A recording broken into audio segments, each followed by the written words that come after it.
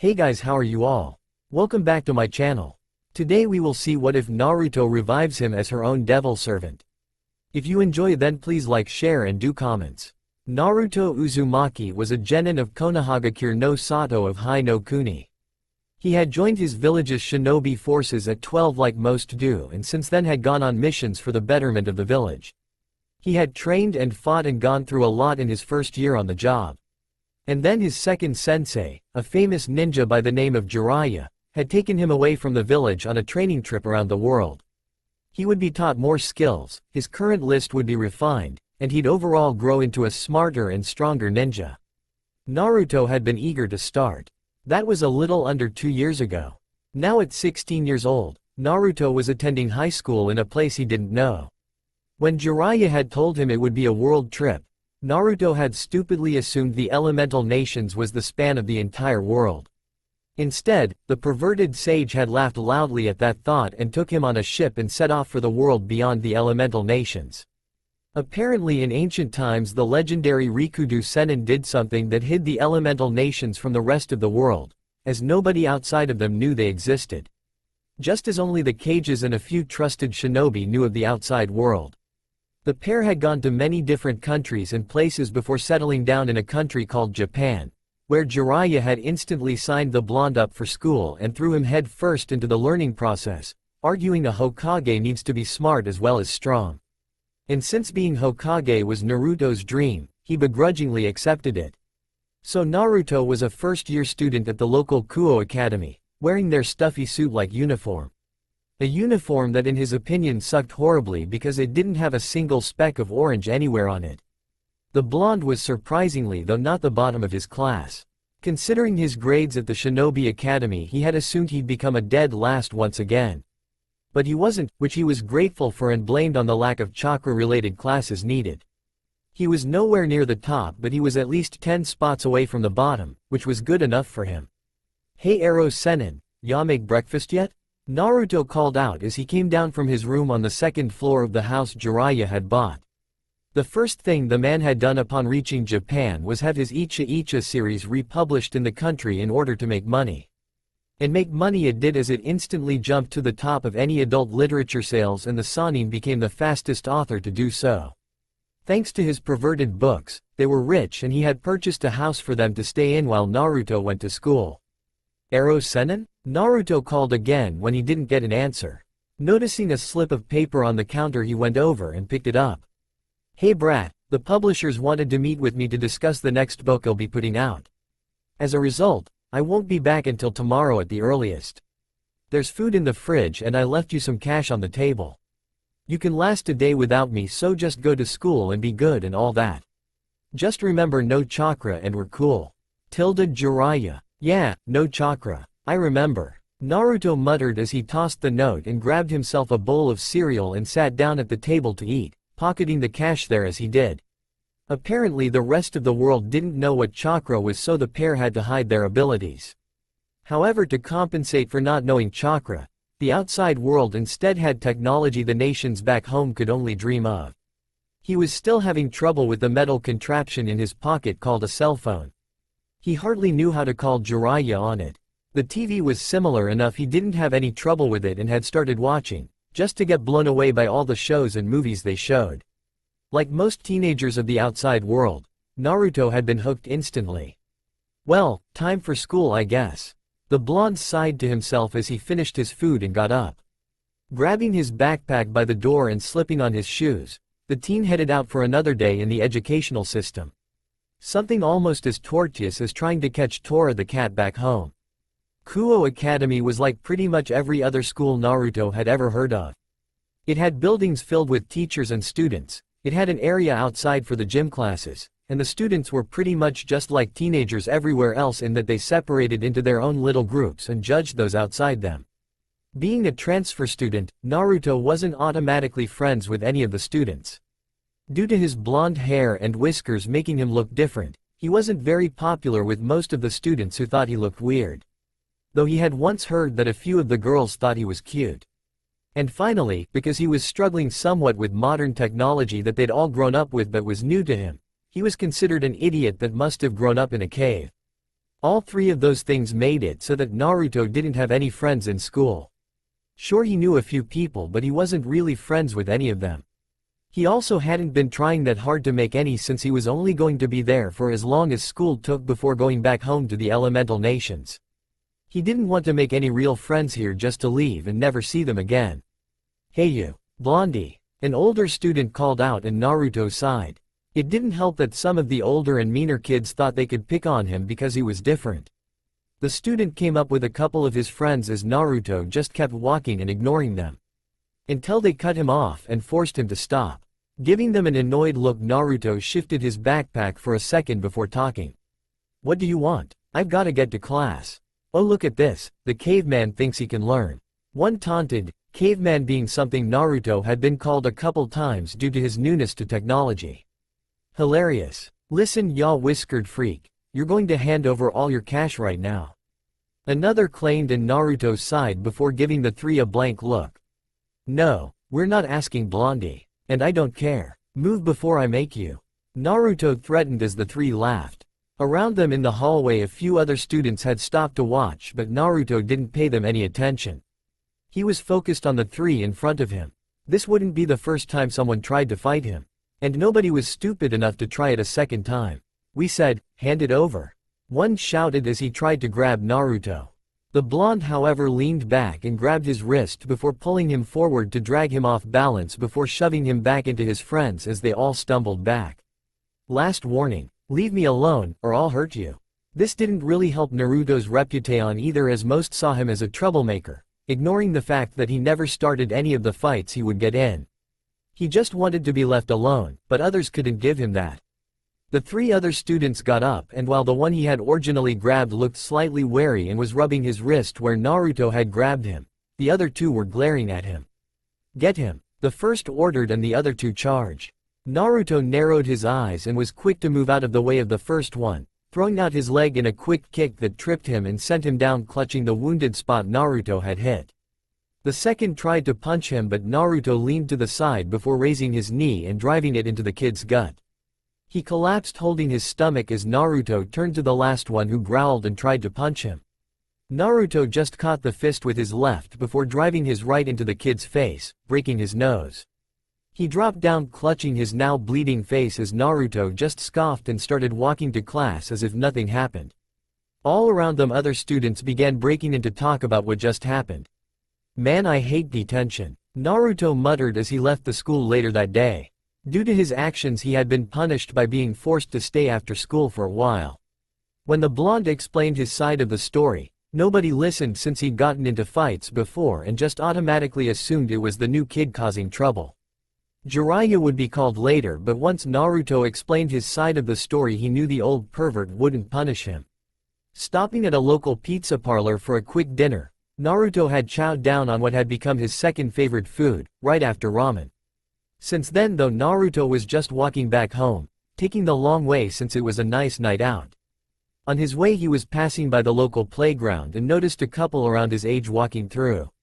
The blonde would have kept to himself about it, but then he sensed two things: killing intent, and chakra. Turning quickly, the blonde saw the girl had created a spear of light in her hands and was about to throw it at the boy. The blonde didn't waste any time in responding by pushing chakra to his own feet and rushing in, managing to pull the boy down before the spear of light could pierce him. "What the hell is she trying to kill you for?" Naruto asked as he got back up from dropping with the other teen, as he was still staring at the girl in shock. "Why, Yuma-chan. Hey, don't interfere in my work, Blondie," she shouted as Naruto turned around just in time to see that she had black feathered wings coming out of her back before another spear stabbed him through the chest. The blonde coughed up blood as he was sent a cool feet back and landed on his back. He shakily raised a hand towards the spear embedded his chest, but pulled it away when his fingers began to burn from the concentrated light weapon. "Now that that's taken care of, your turn, Issei," he heard her say as she turned back to the other male to do what she had originally planned. Naruto though didn't pay it any attention. All he could focus on was the immense pain from the spear that had punctured a lung at the very least, perhaps even nicked or pierced his heart. His insides felt like they were burning, and the seal on his stomach holding back the Kyuubi no Yoko was burning the hottest of all. In fact, he could even hear the demon inside it screaming in his head in pain from the light construct burning through him. Am I really going to die from this? Naruto thought. He had only been this injured once before, but Kyuubi had been able to heal him right away. This time though the demon wasn't, likely from the fact that somehow this weapon was hurting it too. Naruto faintly heard the girl taunting the other boy who now had a spear through him to match Naruto. Something was said about gods and sacred gears, but he hardly heard a word of it. I can't die here. Naruto thought desperately as his vision started to black out from the blood loss. Please, someone help me. The last thing Naruto saw before going unconscious was a flash of red. The last thing Rias Gremory had expected from such a simple contract summoning was what she had found. In front of her were two teenage boys near death, the bright residue of light weapons hovering around the holes in their chests. She didn't know what had happened or why. All she knew was that the brown-haired boy had summoned her with his simple desire to die in the arms of a beautiful girl. A rather simple request she'd be fine with granting, since collecting human desires made a devil stronger. However, arriving at the boy's location via summoning had shown her things weren't what they appeared. She was expecting someone on their deathbed in a hospital or at a house with a terminal illness or some such scenario. Not two bloody teens at the local playground. She didn't think she'd be able to do anything here and was going to leave when two things caught her attention, one about each boy. The first was that the brown-haired boy had the distinct aura of a sacred gear holder.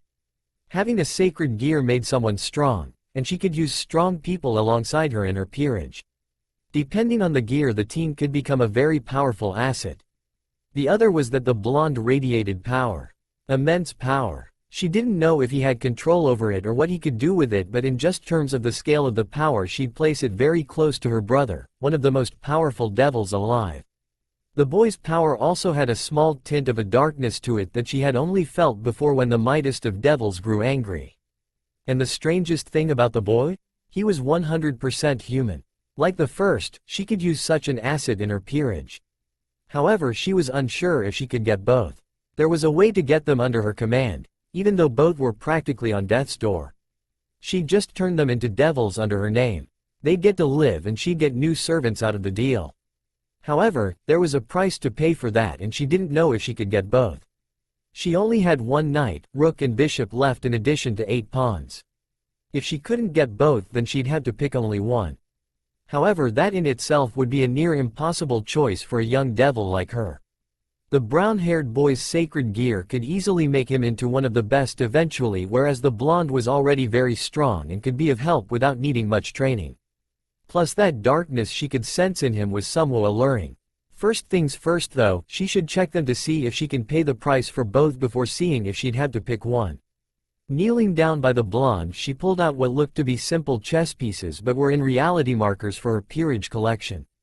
Holding up a rook first, she placed it on him only to find it didn't react. So apparently that wasn't the right price. She tried again with the knight to get the same result, so she grabbed her bishop and placed it on him. Still nothing. Sighing to herself, she tried all 8 of her pawns, knowing that such a powerful person should require more than one.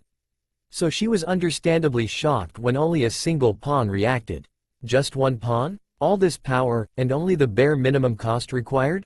Rias thought to herself as she stared wide-eyed at the boy. Something had to be different about him for his value to be so low. A flaw or downside of some kind. There was no way someone this powerful could cost so little. Narrowing her eyes in thought, the girl left the one pawn on him and went to check the other boy to see if she could get him as well. Again she placed pieces on him like she had the blonde. Again the rook, knight and bishop pieces failed to react. However, all 7 of her remaining pawns reacted to the boy, telling her that was his cost. It must be the sacred gear for you. To be worth 7 pawns, it must be strong. She thought before glancing back at the blonde and looking at the single pawn on his chest. I don't know what that means. She thought before standing up and gathering power in front of her. But since you'll be in my peerage after this, I'll have all the time I need to figure it out. Gah! Naruto gasped as he woke up, scrambling with the blanket covering him. The blonde quickly looked around to see that he was in his own bedroom, though he had no memory of entering. In fact, the last thing he remembered was getting stabbed. Ripping the blanket down roughly, the blonde saw he was clad only in his ramen-themed boxers and that his chest was completely normal. Only a slight scar from where Sasuke had pierced him with a Chidori, 1,000 birds, around 2 years earlier. No new hole from getting a spear of pure light struck through his chest. To be honest, the lack of scars and waking up peacefully in his bedroom did not let him relax. It actually did quite the opposite. What the hell happened last night? He muttered as he closed his eyes and tried to think. He had gotten detention for getting into a fight. He'd had pizza at the local parlor before walking home. However, as he had passed the local playground, he had seen a teen couple there when the girl attacked the boy with light. He had reacted and defended the boy but left himself open and gotten stabbed instead. If the mumblings he had heard afterwards were right, then the girl went and killed the boy right after anyways. Then she left and there was something red before he blacked out. Only to wake up here perfectly fine. What happened? Shaking the thought off for now, Naruto got out of bed and went through his morning routine of a shower and getting dressed before heading downstairs, idly noticing the TV was on. Getting downstairs, he went for the kitchen to get some breakfast when a man popped his head in from the living room. "Hey brat." With spiky white hair and a long spiky ponytail that went down his back, Jiraiya was an easily noticeable man. He also had red tear-like lines running down his cheeks and was currently dressed in a simple white button-up and some blue jeans. Coming fully into the room, the man crossed his arms as he leaned against the doorframe. "So what's up? You look like you've got something on your mind, kiddo." "Well," Naruto muttered as he tried to think about what to say. "Was anything going on when you got back?" he asked, and Jiraiya thought about it before shaking his head. "Nope, you were snoozing away in bed and everything else was fine, so I just hit the sack myself." "Why?" he asked in return as Naruto turned back to the fridge as he did his best to hide what he was feeling. Back in bed? That meant that whatever had happened had returned him to his room after he blacked out, but before the Sannin came back. Nothing. Just thought I might have left the TV on or the door unlocked or something, ya know." The blonde nervously lied. Jiraiya narrowed his eyes as he could see right through such a badly told fib, but after thinking on it figured it couldn't be anything big since there was nothing major the blonde could have done in the time he was gone. In fact, outside of a hastily constructed prank against him, Jiraiya didn't know if the blonde could get into any trouble in the day he had been away. So he shrugged and walked back to the living room. If Naruto wanted to keep something a secret, he'd let him. The blonde knew enough to not keep the truly important things from him. "Whatever brat. Just get to school and get back. We're going out training this weekend, so I don't want you getting into any trouble, ya hear?" He called back as Naruto let out a silent sigh at the Sannin not pushing his questions. Even Naruto could tell the man didn't buy his excuse, but he was grateful all the same that Jiraiya was willing to let it go. Suddenly though, the man stuck his head back around the frame. "Oh yeah, I got a call last night about you getting into a fight. Did you cause it in any way?" he asked as Naruto shook his head. "Just the local idiots messing with you again?" This time a nod in response. "Alright then, just checking. Try and keep a low profile brat. I know the stupid ones like messing with you for some reason, but still." Jiraiya muttered as he went back to what he was doing before as Naruto merely rolled his eyes. It was the same message every time, and while Naruto was trying to keep a low profile, they just never left him alone. Still, as to his real problem, he decided not to tell the man until he could be sure of what happened. After all, even Jiraiya would be skeptical at hearing how he was stabbed by a spear of light and blacked out, yet somehow woke up in his room perfectly fine with no idea how he got there. "Excuse me." Naruto paused as he was leaving school for home that day as a beautiful young girl walked up to him. She had long black hair tied back in a ponytail and wore the normal school uniform, though if Naruto were completely honest, it looked like so much more on her than on other girls he had seen. "Naruto Uzumaki, right? Yeah. Can I help you with something?" He trailed off for a name as she gave him a small smile. "Akano Himejima. I was just hoping you could follow me somewhere so we could talk about something important," she told him as Naruto tilted his head to the side in thought.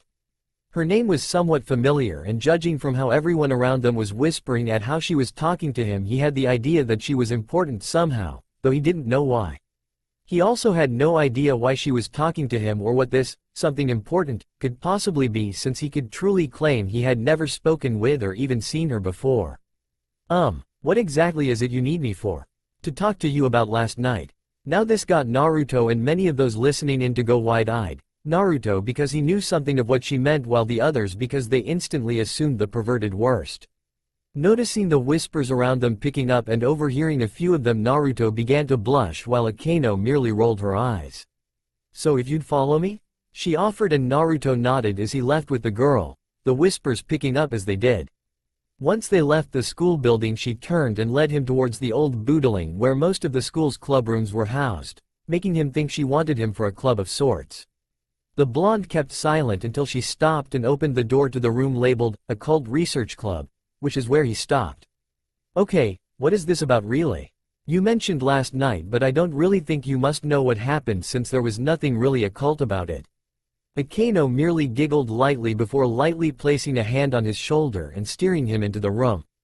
"Don't worry, she'll explain everything to you, Uzumaki-san," she said as she closed the door behind him, while Naruto was left staring at another beautiful girl wearing the school uniform, this one with long red hair that went down past her shapely rear. Once again Naruto couldn't help but think that the uniform looked like so much more on her than it did on other students. "Well, here he is, Buchu. President, just as you wanted," Akeno commented as she went over to a small portable stove in the corner of the room and began making tea. The red-haired girl smiled at her friend before directing her attention to the blonde standing near the door. "Why don't you sit down, Uzumaki-kun, so I can explain everything?" "Sure," the blonde muttered as he took a seat on the couch across from her, and Akeno brought over a couple cups and laid them down in front of them both. "So who are you? I suppose that would be the easiest place to start. My name is Rias Gremory," she introduced, gesturing to herself before motioning to the room around her. "I'm club president to the Occult Research Club." She then waved a hand back towards Akeno, who was finishing the tea. "You've already met the club's vice president and one of my closest friends in Akeno Himejima." Naruto nodded to show he was following along as Rias continued. "When Akeno went to get you, I'm sure she got your attention by mentioning last night, correct?" Again the blonde nodded. "You see, what happened last night was somewhat complicated. That couple you saw, the boy and the girl, well, one wasn't normal. The girl is what's known as a fallen angel, identifiable by both the black feathered wings coming from her back and the weapons she could form out of light. She had tried to kill the boy due to him possessing a very rare power when you interfered. She killed you because you got in the way, and fallen angels are very temperamental most of the time, loose cannons essentially." "Wait a minute," Naruto cut in, waving his hand for a second to stop her as Akeno came back and poured tea for the three of them. "If she killed me, then how am I here? I'll admit that it really hurt and I passed out, but how do I know what happened really happened? Plus, how do you know all this if you weren't there?" he asked as a couple things weren't adding up. He was pretty sure the attack actually did happen, but figured playing ignorant or in denial would get him more info. Rias simply smiled though, as if she expected those questions, and placed a hand over her chest. "You're here because I saved you." At Naruto's look she nodded her head at Akeno, and suddenly both of them had grown two bat wings from their backs, making Naruto jump slightly where he sat. "You see, we're devils and I used my power to bring you back." "Whoa." Akeno and Rias shared a slight grin at his awe. This was normally the response they got when they showed what they were to previously normal humans. In fact, they were somewhat looking forward to doing the same to the other boy later when they went to collect him. Rias had wanted to get Naruto done first, though, simply because she was hoping to talk with him and maybe learn about the power he held. "You see, I brought you back with my power through the evil peace system devils use." Rias started again. "Basically it means that you're now my servant for at least a certain amount of time." Naruto grimaced but nodded his understanding, holding off on asking her about that since he could tell she had more to say. "Another thing is that you aren't human anymore. The process turned you into a devil as well. As a result." "You what?" Naruto cut in coldly, his face blank but the shock clear in his eyes. "I said you've been turned into a devil. It's part of the process used to save you from death," Rias explained with a raised brow, wondering what he was thinking.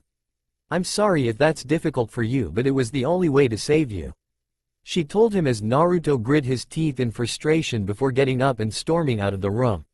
"Wait, there's more you need to know," she called out, but he slammed the door shut without so much as glancing back, while Rias was left looking at the door wide-eyed at his response. He clearly wasn't happy about the idea of becoming a devil. That could have gone better. I know. The red-haired girl muttered as she turned to her tea and took a drink. I've heard how some people react upon becoming devils, but you, Kaneko and Kiba never acted like that, so I forgot it happens. Our circumstances were different as well, Buchu. Akeno pointed out and Rias nodded to concede the point. Still, we should go get him and explain things. He might be at risk considering everything that seems to be picking up now. The dark-haired girl mentioned and Rias nodded again. True, but we should also give him time to calm down first. Perhaps it would be best to find the other boy, Issei, and letting him know everything first. Give Naruto a bit of space and speak with him later. Maybe if Issei turns out okay with being a devil, then we can bring him along to help show Naruto things aren't as bad as he might think. She reasoned, so Akeno nodded. Now to simply go find Issei and speak with him. A devil? I'm not human anymore? Naruto thought as he sat on the roof of one of the taller buildings and just stared at sky as the sun was beginning to set. He knew Jiraiya would get worried and may even call him soon, so he made sure his phone was on just in case, but had otherwise made no attempt to talk to the man or go home. Instead, he just ran to the highest place he could find in the city and stared out at the landscape as the sun set like he would have back in Konoha. While the city wasn't as impressive as his home village in his opinion, the view was still quite nice. And sitting somewhere from above, looking down on everything else had always calmed him down. But not this time. I'm really not human anymore. If that girl was telling the truth, then what am I gonna do? He thought as he had his knees pulled up to his chest and his chin resting on top of them. How can I ever face the village again like this? I spent the first 13 years of my life trying to prove I'm not a monster, and now I really am one. The second they found out, it'd be all over for me. The blonde lamented silently. Due to holding the Kyuubi within him, he wasn't liked much back home. The great fox demon had destroyed a good portion of the village the day he was born, only being stopped when the Yondaime Hokage stepped in and sealed the beast into a newborn Naruto at the cost of his own life. As a result, the people hated the fox, but since they couldn't take that hate out on it, they instead directed it towards the child it was held in. Glared at, mocked, kicked out of stores, ignored. Naruto never had anybody growing up outside of the Sandaime Hokage, who had come out of retirement when his successor gave his life. The old man had been a grandfather to Naruto, but he was busy running the village, so he couldn't be there all the time. As such, he was left alone in a village filled with people that hated him. He was sure the only reason he had never been attacked is because there was a law in place forbidding people from doing so. There was another in place preventing people from talking about his tenant, so Naruto's own generation didn't know about his burden, but they still stayed away from him mostly. The older generation would simply tell the younger Naruto was a bad child and that they needed to stay back, and as a child is always told, listen to your elders. The result was the younger disliking him almost as much as the older without even knowing why. It wasn't until he was made a shinobi and placed on a team that he even got any friends, and that was just barely. He had a crush on one teammate, Sakura Haruno, but she had one of her own on their other teammate, Sasuke Uchiha. As a result, Sakura would ignore him to try and impress Sasuke, while Sasuke was mostly antisocial to begin with, so he hardly interacted with either of them. Naruto did his best though and felt they all managed to become friends before Sasuke betrayed the village and they ended up fighting at the Valley of the End. Naruto had promised Sakura he'd bring Sasuke back and then left on his training trip with Jiraiya. As such, he had no idea if Sakura still considered him a friend or what was going on with Sasuke altogether. But if they found out he was not even human anymore, Naruto shook his head to try and dispel the thoughts from his mind. Sulking like this wasn't solving much of anything at all. Plus the sun had gone down, so he knew it was getting late. He was surprised Jiraiya hadn't called yet, but knew the man had to be getting at least slightly worried at Naruto's silent absence. Sighing to himself, Naruto stood up, figuring he'd go back home to the Sannin and tell the man what had happened to see if he could do anything to change him back. He didn't want to be a devil, and while he knew Jiraiya acted like a pervert and was even proud of it, he also knew the man was the strongest shinobi he knew, so he would hopefully have some kind of idea. Taking one last look over the horizon, Naruto turned back and started to head down to go home. It was as he was walking home that things happened. He had ironically been walking past the same park as the previous night when he saw that the brown-haired boy had also shown up. The blonde had narrowed his eyes, wondering if he remembered any of it and if he had been changed as well, when an old man had walked out from a nearby street lamp and attacked the brunette. using the same light weapons as the girl that killed him did. Which lead to the current situation of the brown-haired boy struggling to breath as he once again had a spear of light going through him, this time his gut rather than his heart, while Naruto was standing in front of him defensively. Ah, what luck, not one but two lowly devils to dispose of. The man cried as he grinned, black wings growing out of his back and a spear of light held in his right hand. Behind Naruto, the brunette coughed up some blood but otherwise was just crumpled down struggling to breath. Naruto himself was glaring at the fallen angel as he tried to decide what to do. The two of you shouldn't have been so careless as to leave your master. It makes you easy prey for people like myself, you know. He taunted. Yeah, well fuck you. I'd like to see you try that spear shit with me, you old fuck. Naruto shouted back at the man who began laughing at him. Shrugging to himself, the old man decided to do just that and threw the spear at the blonde. Naruto however rolled to the side before charging in and trying to punch the old man in his face. However, the man simply jumped into the air and stayed there thanks to his wings. Materializing two spears, one in each hand, the man laughed again before launching one at Naruto. The blonde leapt back but was forced then to duck as the fallen angel came down and tried to take his head off with the other spear he held. While Naruto was still crouched down, the angel kicked him in the face, sending Naruto back to where the other boy was. So much spirit for one so weak. It makes killing you all the more pleasurable. The man mocked before both he and Naruto sensed someone else nearby. Turning, they both looked to see Rias walking up, a small regal smile on her face as if such an event occurred every day, which for all Naruto knew could have been possible. I'd thank you not to attack my cute little servants anymore if you please. The old man raised an eyebrow at her polite tone, thinking she had to be joking before he got a sense of the power she was building up to use if he didn't comply. With a smirk he depelled the spear and gave a gracious bow. Ah, but of course, they're yours then? So you must be the devil in charge of this area, I take it? He asked, and she nodded as she stepped between him and Naruto. I am. My name is Rias Gremory. Oh, the heiress to the great Gremories. An honor to meet you. He replied, giving another bow before looking at Naruto and the other boy. A bit of advice, keep a better eye on your servants lest someone like me should take time out of our lives to kill them. Thank you, I'll be sure to do just that. The man could still sense that Rias was holding her power at the ready to attack if she needed to, so he merely smiled and took off into the air. Good, then perhaps I'll meet them again another time and they'll be able to challenge me then. Farewell, Gremory-san, he called as he left. Rias sighed as she let the power she was holding dissipate and turned around to see Naruto frowning at her, and the other boy collapsed on the ground unconscious. Akeno, I'm going to need your help here. Rias called as his friend dropped out of the air from above as she had been using her wings to fly and watch over the situation. Both looked to Naruto before turning to the other boy. Naruto, we still need to finish our talk, but that can wait until tomorrow. As it is, Issei needs our help more. The blonde nodded as they walked over to the now identified Issei, and Akeno picked him up. What are you going to do with him? Naruto asked, so Rias turned back and gave him a small smile. Don't worry. We'll take him to his home and heal him up. Then when he wakes we'll explain everything to him like what we're going to do with you before you left. She told him as Naruto looked away. About that, yes? Was there really no other way to save my life? He asked, and she shook her head. Not within my power. Nor Akeno's either, in case you're wondering. She told him, so he nodded. Look, I'm still not comfortable with this devil thing at all, but I guess we'll talk about it later, alright? For now I think you should probably help that dude before he dies. Naruto pointed out as Rias nodded her agreement. After school tomorrow just come to the club room. All will be explained there. It alright if I tell someone about my new devil status? He asked, finger quoting the word devil. Rias was about to object when he continued. It's the old guy to first live with. He's gonna know eventually, and to be honest I plan on telling him no matter what you say. I just want to know if I'm breaking any rules or anything before I do. The crimson-haired girl closed her mouth for a second before sighing and waving a hand in dismissal. I'd prefer if you didn't, but if you plan on doing it anyways then go ahead.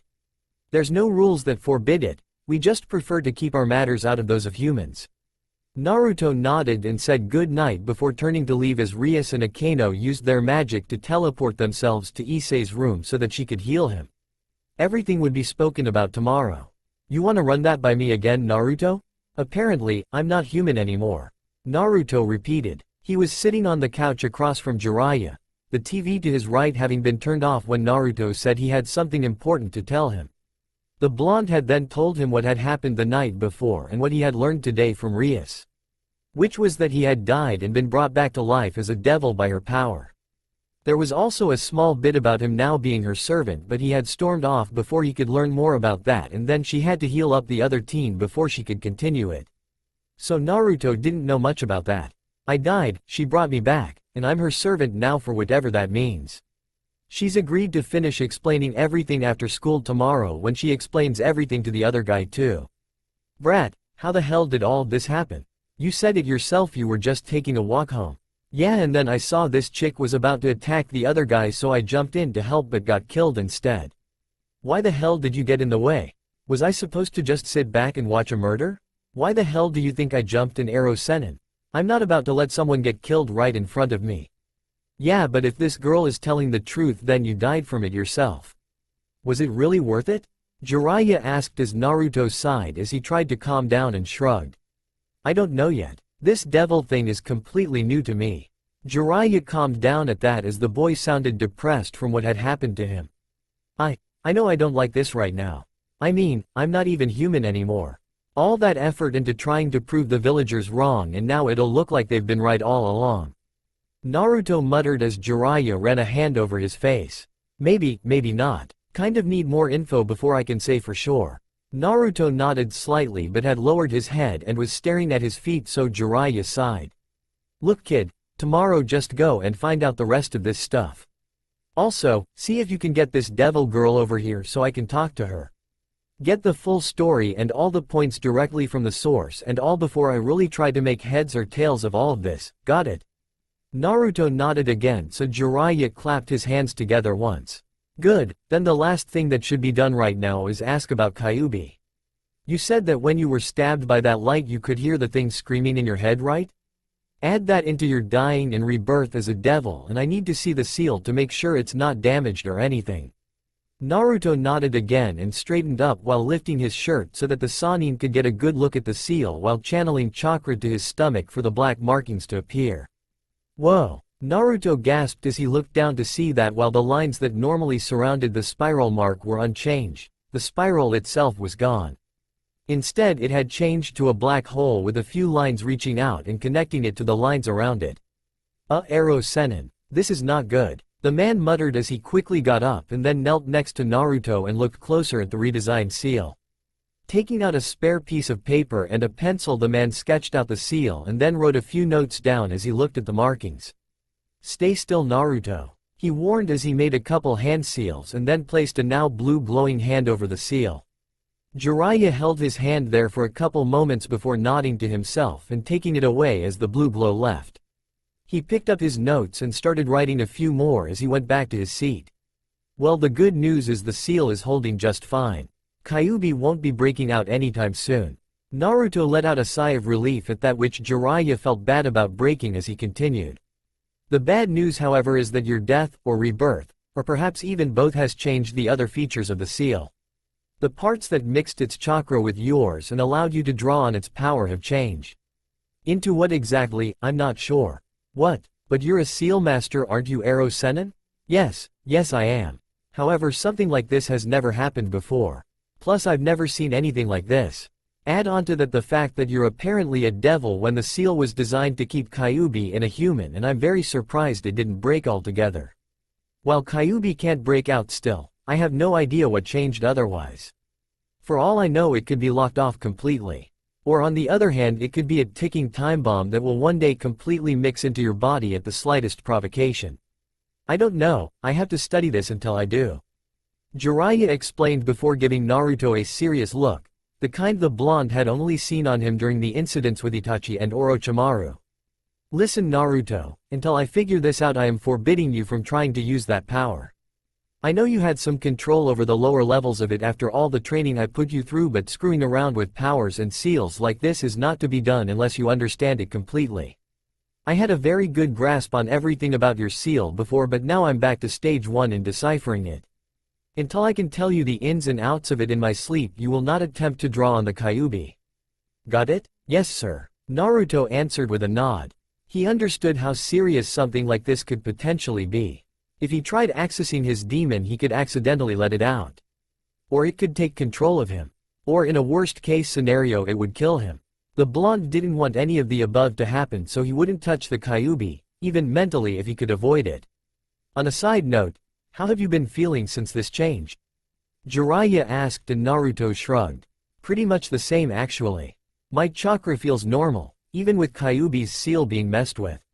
My body feels normal and all too. The only real thing is I felt really tired during the day, but by sunset I was feeling better. I figured it must have just been exhaustion from the change or something. Maybe, but then again maybe not. You're apparently a devil now, Naruto. What we consider normal as humans may not apply to them. It could be that devils are weak to the sun or daylight. Or perhaps they have some kind of period of weakness when you first become one. Don't assume anything about it is unimportant until you have all the facts. So should I ask Rias about it tomorrow? If she doesn't put it into her explanation already, then yes, I would. Jiraiya commented before going down to his notes. However, his head jerked back up as he thought of something else. Does she know you're a shinobi? I don't think so. When that other guy came up and attacked, she seemed to act like me and the other team couldn't defend ourselves. Probably true in the other guy's case since he was stabbed again, but I was pretty sure if I busted out some jutsu I could have beat that old guy. So no, I think she thinks I was a normal human. Alright. Well, unless something comes up, keep up that impression until I can talk to her. We'll share our secret with her then and go over everything from both our points. Jiraiya ordered, so Naruto nodded again. Alright then brat, go get some sleep. You've got a rough day ahead of you tomorrow and I've got some seal homework to do. The blonde nodded and said good night as he left for his room while Jiraiya turned back to the copy he had sketched of Naruto's mutated seal. Hey, seal homework. Haven't had any since Kushina and Minato were alive. Kinda fitting their kid would give me some more after all these years. The next day the blonde had trouble focusing in class since his mind was focused more on what would come after it. He had also noticed he felt tired again during the day, so he felt Jiraiya may have been onto something about daylight being weakening to devils. Doing his best to focus on his classes despite his preoccupation, Naruto had managed to make it through the day before walking off to the old school building and the occult research club room. Hello? Naruto called as he lightly knocked on the door before opening it.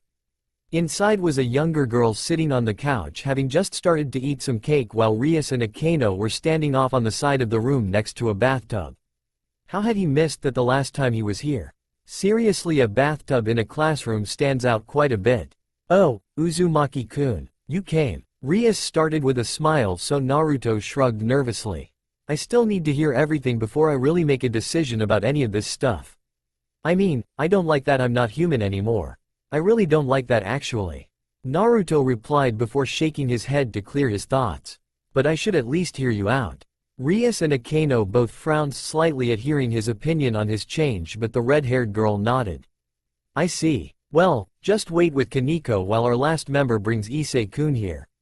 Issei? The other guy from last night? Naruto asked as he took a seat with his back to the girls and facing the cake eating one across from him. That's right. Our last member is bringing him by so that he can hear everything as well. Now if you'll excuse me, I didn't shower this morning, so I'm going to take care of that now. Rias answered. Naruto was tempted to look behind him and possibly see the beautiful girl naked, but didn't act on it. He didn't want to start being like his perverted sensei and peep on girls everywhere. Plus Naruto was hoping to at the very least make a nice impression on the people he was around. Hearing the water begin to run behind him, the blonde shook the perverted thoughts from his head and instead looked at the girl across from him, who he was pretty sure was younger than him. She wore the normal school uniform and had short white hair with gold-shaded eyes. She also seemed more focused on her cake than him. So, Kaneko was it? Naruto asked as she looked up at him for a few seconds. Yes, Kaneko Taju. I'm Naruto Uzumaki. Nice to meet you. Naruto introduced as she nodded and went back to her treat. The blonde waited a few seconds before seeing he'd have to make any conversation and continued. So are you a devil too? He asked as she paused and nodded. All club members are. Oh, Naruto was actually surprised by that, but after thinking it did make some sense. So she did change that other guy, Issei. And whoever she sent to bring him here is one as well. Huh, guess there's more than I thought. The boy thought before deciding to wait quietly. He had a lot of questions, but it seemed to him that Kaneko was more interested in her cake than she was in talking, so he wasn't going to push her. Plus Rias was taking a shower behind him and Akano was standing nearby to give her anything she needed. Taking a deep breath, the blonde merely closed his eyes and rested while waiting. He had only closed his eyes for 5 minutes when the door opened again. Stepping into the room was a boy around his age with blonde hair of a slightly lighter shade than his own, with a softer face than found on most guys. Naruto instantly knew he was the pretty boy prince he had heard some of the girls around the school whisper about. Following him was the brown-haired boy Naruto had ended up meeting with at the local playground for the past 2 nights in a row by complete coincidence. "Hi," Naruto greeted with a wave. "Ah, so you're already here. That's good, now we won't have to wait for you," the other blonde commented before sitting next to Kaneko and giving Naruto a slight bow and smile. "My name is Yuto Kiba." He introduced himself as Naruto nodded in return. "Naruto Uzumaki," he replied before looking to Issei, whose eyes were glued to the curtained-off bathtub. Noticing the glint in his eyes, Naruto just palmed his face and shook his head. "Oh damn it, another one," he muttered under his breath. But apparently Issei heard him as he looked over to the blonde. He stared at him for a second before his eyes went wide and he pointed at him while taking a step back. "I recognize you. You're that whiskered guy that's always getting into fights with everyone," he accused, and Naruto scowled. "Not my fault. I want to be left alone, but they keep trying to fuck with me, so I kick their asses. Then I'm the one that gets blamed because the assholes never manage to lay a hand on me," Naruto explained, and Issei blinked as he thought it over before slowly nodding. "So you know how to fight?" Yuto asked from across from him, and Naruto nodded. "I've had some training," he replied before going back to Issei. "And in case you don't remember, I was the guy who tried to save your life when that one chick stabbed you with light. And I was there last night when the old guy did it too." "Oh yeah," Issei commented as he rubbed his head and smiled sheepishly. "Sorry, I'm Issei Hyodo. I'm Naruto Uzumaki. And now that I know everybody, I'm just waiting for Rias-san to finish her shower," the whiskered blonde commented as he closed his eyes and placed his hands behind his head. "I'd prefer to be called Bucko, Uzumaki-kun," she commented from behind the curtain as they all heard the water being turned off. Issei's eyes went back to the silhouettes of Rias being handed clothes by Akano and getting dressed, while Naruto only shook his head at the obviously perverted boy's very clear thoughts. Finishing with dressing herself, she came out from behind the curtain with Akano at her side and took a seat at the head of the table the couches were around. "After all, I am club president here. And I prefer being called just Naruto, so if you'll drop the Uzumaki-kun, then I'll call ya Bucko," Naruto retorted as Rias giggled while tea. "A deal then." Akano walked over to the stove to make some tea like she had the day before as Rias gestured for Issei to sit, the boy taking the free spot next to Naruto. "Well then, I'll get right down to business. We are all devils," she started as Naruto nodded along, having gotten that from Kaneko, and Issei went wide-eyed but nodded as well. "The two of you were technically killed by that fallen angel 2 nights ago and then attacked by another last night, but I used my power to revive you, making you my devil servants in the process. But before I go into that, you should know the history of devils and the other 2 great powers in our world," Rias explained as Akano brought over a few cups and poured everyone a drink. "Long ago in ancient times there was God and his angels in heaven and the demon King Mao and the devils in hell, or the underworld as we call it. But then one day some of God's angels displeased him, so they were banished to the underworld, becoming fallen angels. The devils didn't want to share the underworld with the fallen angels, and neither did they, so the 2 sides started a war with each other. And then there's God and his forces that look at both fallen angels and devils as evil and attack them both, thus starting a 3-way war," she explained, only pausing to take a drink of her tea and make sure Naruto and Issei were following along. Both nodded to show they were, so she continued. "This war went on for many centuries until eventually the losses on all 3 sides rose too high and a ceasefire was called. This ceasefire continues even to this day. Now, in order to replenish our numbers and rebuild our strength, the devils imposed a system where they would reincarnate humans as devils and grant them powers in return for service. We call this the evil peace system, and it's what I used to bring you both back." Okay, so there was a war and in order to recover from it you're bringing the dead back as your warriors. But what does serving you really mean? Naruto asked and Rias nodded her head at his summary. First you should know that you don't have to be dead to be reincarnated as a devil. Most are, as it works on the recently deceased like you two were when I showed up, but the process can be done to a living being with their permission.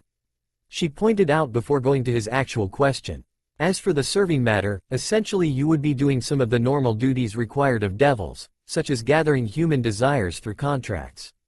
You'd also be required to fight for me should the need arise, which it will eventually. In return, you grow stronger. I'm sure you both have noticed your bodies are now at least slightly better than your human ones were. Not only that, but you've likely felt somewhat drained during the day and energized at night. Those are normal traits for devils. As you complete contracts for me you will get stronger. You can also train your bodies further to grow even more. When a devil reaches a certain level of strength they are sometimes given titles and can use that power for whatever they desire, even getting their own servants and starting their own peerage. Peerage? Naruto cut in. It's what the evil peace system refers to a group of master and servants as. For example, I am the master and all of you here are my peerage as you are my servants. Rias said with a wave of a hand over the club. During the day we mask ourselves as a simple school club but at night we are doing our duties as devils by completing contracts and collecting human desires to gain strength so that we can achieve our own goals. These goals, can they be anything we want? Issei asked as Rias raised a brow and nodded. Even if my dream was to have a harem of my very own? I could actually do that? The boy asked excitedly while Naruto groaned in annoyance at how blatant the teen was being about his perversion. Across from them Kaneko frowned but said nothing as she kept munching on the last of her treat while Kiba shook his head in amusement. Rias chuckled lightly at the strange goal but nodded again. Yes you could. In fact many high-class devils have many servants of the opposite gender and are quite involved with them. She told him and suddenly Issei stood up with a fire in his eyes raising a fist up. Then I'll do it. I'll be the best devil I can be in order to achieve my dream of being a harem king. He declared and Naruto face-palmed at what he considered a stupid goal while Rias only smiled. Motivation aside, thank you. I always like to know my servants will try their very best. She then turned to Naruto. And what about you? What is it you want? She asked as the blonde was silent as he looked down. He started, before remembering none of them knew about shinobi and so his goal wouldn't make sense without a full explanation. Plus he wasn't even sure he could achieve it anymore since he wasn't human. It's complicated, he answered, not willing to say anymore. Rias narrowed her eyes for a moment before deciding to let it go and turning back to Issei. Well, the last thing I want to go over is why that fallen angel wanted to kill you in the first place, Issei-kun. She began as she stood up. You possess something called a sacred gear within you. Sacred gears are very powerful artifacts some people are born with by complete chance, though some say they are placed in a person by God himself. Your gear is very powerful, so much so that the fallen angels were afraid of what it would mean if you activated it and used it against them. So they ordered your death before it could happen. Wait a minute, you mean that chick killed him because they were scared of what he might do? He hadn't done anything at all? Naruto asked as Rias had walked over by Issei. That's so damn stupid. If they were scared he'd use it against them, if he ever even found out about it to begin with, then they should have brought him in as an ally so that he'd be on their side. Killing him was retarded because now he's against them automatically thanks to you making him a devil. Naruto ranted and Rias raised a brow at his argument before smiling and nodding. An excellent point, and one I agree with entirely. But it's their loss, she said before turning to Issei. Now I want you to try and gather some power. Since it's your first time there shouldn't be much but it should activate the sacred gear. How do I do that? He asked as she placed a hand on his shoulder. Just focus on having the power to achieve your goals and desires. That should be enough for now. The boy nodded before taking a stance that made Naruto snort and Rias and Akeno giggle. The boy blushed and muttered something about his favorite manga before closing his eyes in focus and throwing out his right hand. However, it was his left that reacted as it glowed brightly before being covered by a bright red gauntlet with a green gem on the back of his fist. Rias placed a hand on it and smiled. I'll do a bit of research to learn its name and abilities, but this is your sacred gear, Issei-kun. This is what you were killed for, she told him as he looked at the red metal glove in awe. Naruto had narrowed his eyes at it as the moment it appeared Issei's chakra had spiked before settling down to slightly higher than before. Now that you know what it is, you can manifest it by your willpower. Your sacred gear will also get stronger as you do until it reaches its peak and ultimate ability. But that's pretty far off, so you'll have to train a lot to get to that level. So this is my power. The boy muttered as he started at his left hand. Clenching it into a fist, the boy nodded to himself. With this, I'll be able to achieve my dreams. Rias smiled at how determined he seemed before looking to Naruto. You don't have a sacred gear, however there's something about you as well. She started, getting the boy's attention. I don't know if you're aware, but you have massive power within you, on a level with the highest class of devils. With some training you'll be able to use it in. Oh, I know about that. What? Rias gasped out as Naruto interrupted calmly. Everyone else there was now looking at him, so he shrugged. Yeah, I know about my power and how to use it too. Honestly, that's something I was wanting to talk to you about later. Would you be willing to come back to my place? The old guy the first live with wants to hear all this, and we'll explain a few things of our own like my power there. That all right? He asked as Rias thought it over. He already knew about his great power and could use it? How is that possible? He was obviously honestly surprised by the revelation of devils and angels and fallen angels, so who could have possibly trained him in that power? Not the angels obviously, since with that small darkness in it they'd have named him evil and killed him. And obviously not the fallen angels either, or they wouldn't have let him be killed and he wouldn't have interfered to save Issei either. That left devils, but she didn't do it, and she would have known if any of the other devils in the area had been secretly working with a human. She glanced at Akeno and saw that she was staring at Naruto with eyes narrowed in confusion. As well as resolve in case Naruto was not all that he appeared to be and proved himself a threat. Alright, Akeno, and I can go with you later tonight if that's alright. Rias decided, so Naruto nodded his head. Alright then, is there anything else, cause otherwise we can just go do this right now, ya know? He asked, and Rias glanced to the other three in the room. Kaneko, Yuto, please show Issei a bit about what we do as devils, but don't send him on any contracts tonight. We'll get him started on that tomorrow. Alright bucko, yes bucko. The two replied, and Issei looked at Naruto in some confusion but didn't comment. Naruto just finished the last of his tea before getting up and heading out of the room, Rias and Akeno following and wondering about the red-haired girl's new pawn. So this is where you live? Rias commented as they walked up to a modest two-bedroom house. Yeah, Naruto replied before stopping outside the door. Just a fair warning, the guy the first live with is also my mentor, so he's kind of pissed about what happened and doesn't like it any more than I do. So don't take it personally if he's rude. They both nodded, and he reached for the doorknob before pulling back. Oh, and he's a massive pervert. I mean, really bad and stuff, so while he may be angry like me, he'll also be likely making tons of perverted jokes towards you too, since you're, well. We've been told we're beautiful before, Naruto-san. It's nothing new to us. Rias commented as Akeno nodded. And we've known ourselves to be the dream of many perverted men as well. Don't worry, we can handle ourselves. She added as Naruto nodded. Right, just thought I'd give you both a warning to expect it. Opening the door, the three took off their shoes at the entrance as Naruto called for the man. Yo Ero Senin, you home? I brought him over like you wanted. Rias and Akeno both raised a brow and giggled lightly at the blonde's name for his mentor as the man in question started coming down the stairs. Seriously, brat? Calling me that in front of guests? What the hell is wrong with you? He shouted before pausing at the bottom of the staircase and looking straight at the two devil girls. Instantly the man froze and Naruto sighed as he closed the door behind them. Hello, my name is Rias Gremory. She introduced herself before motioning to the other. And this is my best friend and right-hand servant, Akeno Himejima. Jiraiya nodded distractedly as he was still staring at the girls in silence. The man then shook his head and walked calmly over to Naruto and raised a hand. He then smashed it down on the blonde's head, driving him into the ground. Why the hell did you hit me, damn it? Naruto shouted as he got back up and glared at the Sannin. You never said anything about them being so damn hot. He shouted back childishly, getting both girls to giggle quietly off to the side. Does it really change anything?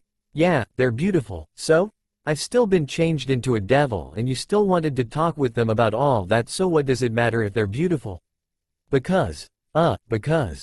Jiraiya stammered slightly before hitting Naruto again. It just does, brat. You always praise the woman's beauty when telling others things involving them. You're just thinking of using them in your stupid smut. My books are not smut. They are true masterpieces of literature. They're porn, plain and simple. Naruto countered. And you're an old pervert. Brat, I'm not a damn pervert. Jiraiya shot back before puffing his chest up proudly and banging a fist against it. I'm a super tilde pervert. Naruto just face-palmed at the man's antics as Jiraiya laughed loudly.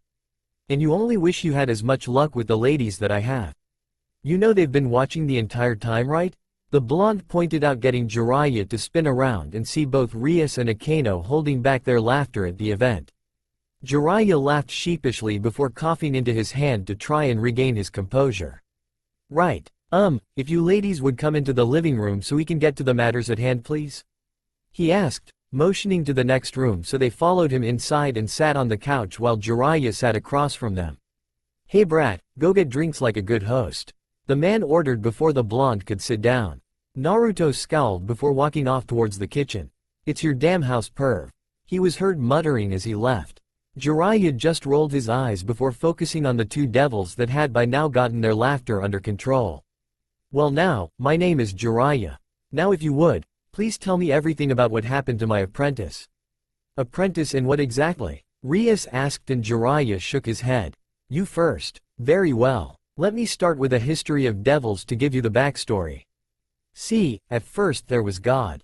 Rias began, recounting the same tale she gave Naruto and Issei in the clubroom earlier as Jiraiya paid close attention. The man only paused her to ask for clarification on a few matters in some areas, but otherwise silently took in everything she said. During her speech, Naruto came back with a pot of tea and a few cups on a tray for all of them and poured cups for them all. As he did, Akeno thanked Naruto with a smile and complimented him on it, getting him to blush slightly and say it was nothing as he took his seat in a chair next to Jiraiya. And that's how Naruto is now my servant and a devil. Rias finished as Jiraiya took a drink from his cup and set it down. I see. You saved the brat's life at the cost of his humanity, and now he has to serve you for a certain amount of time at the least, unless you decide to let him go now. Jiraiya summarized for Naruto's situation and Rias nodded. Any chance you'd release him from this thing right now? No. I need servants right now, plus his power intrigues me, so I want to know more about it. She answered, shaking her head at the thought of letting such a powerful person slip from her grasp. And what's the minimum time before Naruto can willingly leave without being labeled a rogue? A few years. Naruto scowled, having been doing that since he had sat down. He was openly showing his distaste for his situation now that they were in private, whereas before he had put up an impassive front to be polite. Jiraiya sucked in a quick breath and shook his head. Yes, see, that's a problem there since we're scheduled to head home soon and we can't get tied down here. Both girls raised a brow at this. So you're foreigners? Akeno asked and Jiraiya nodded. In a manner of speaking. We're also important figures back home. Me more so than Naruto, but he's still important enough that he's needed. Jiraiya told them before shaking his own head. What would it take to get you to release him? Jiraiya asked as Rias shook her head again. I've already said I needed servants right now. Plus with his power, he's bound to be strong for my needs. She countered before narrowing her eyes. And speaking about his power, I think we've avoided the subject long enough. In fact, now that I focus, I can tell you're near his level of power as well. What exactly are you? Before I changed him he was 100% human, like you, and yet you both hold power comparable to high-class devils. Jiraiya and Naruto shared a look before the older man turned back to the devils. We're shinobi. Both girls looked at him in some confusion. Shinobi? You mean ninja, right? The sneaky human warriors of stealth and assassination, correct? Rias asked and both of them nodded. Rias then shook her head. Ninja were normal humans in the old Edo period of Japan's history. They don't exist anymore, and that doesn't say anything at all about your levels of power. Naruto, if you would. Jiraiya calmly replied as the teen made a cross with his fingers. Kage Bunshin no Jutsu, shadow clone technique. He stated calmly as both girls felt Naruto's power flare for a second before dropping. They were wondering what just happened when they both froze as they felt something sharp placed against their necks.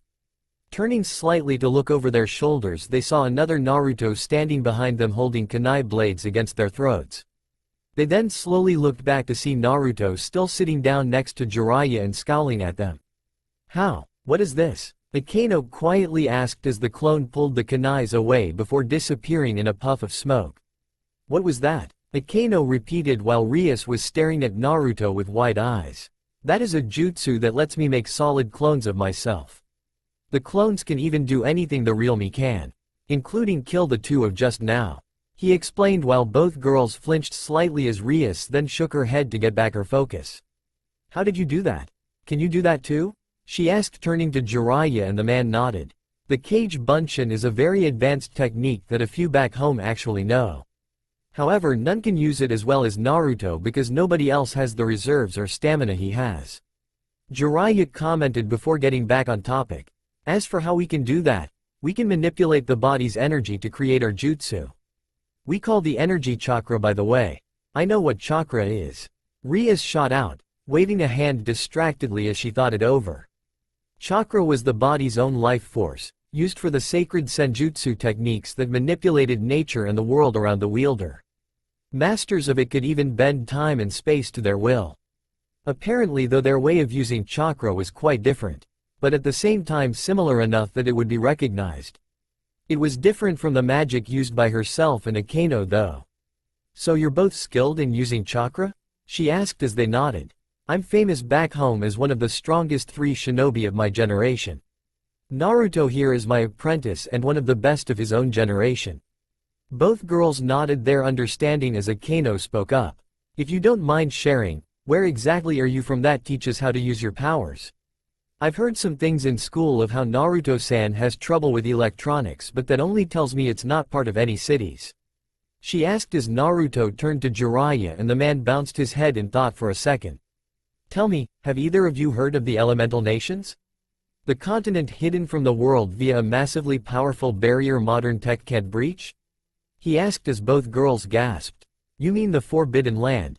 Rias gasped out. Jiraiya narrowed his eyes, so she was quick to explain.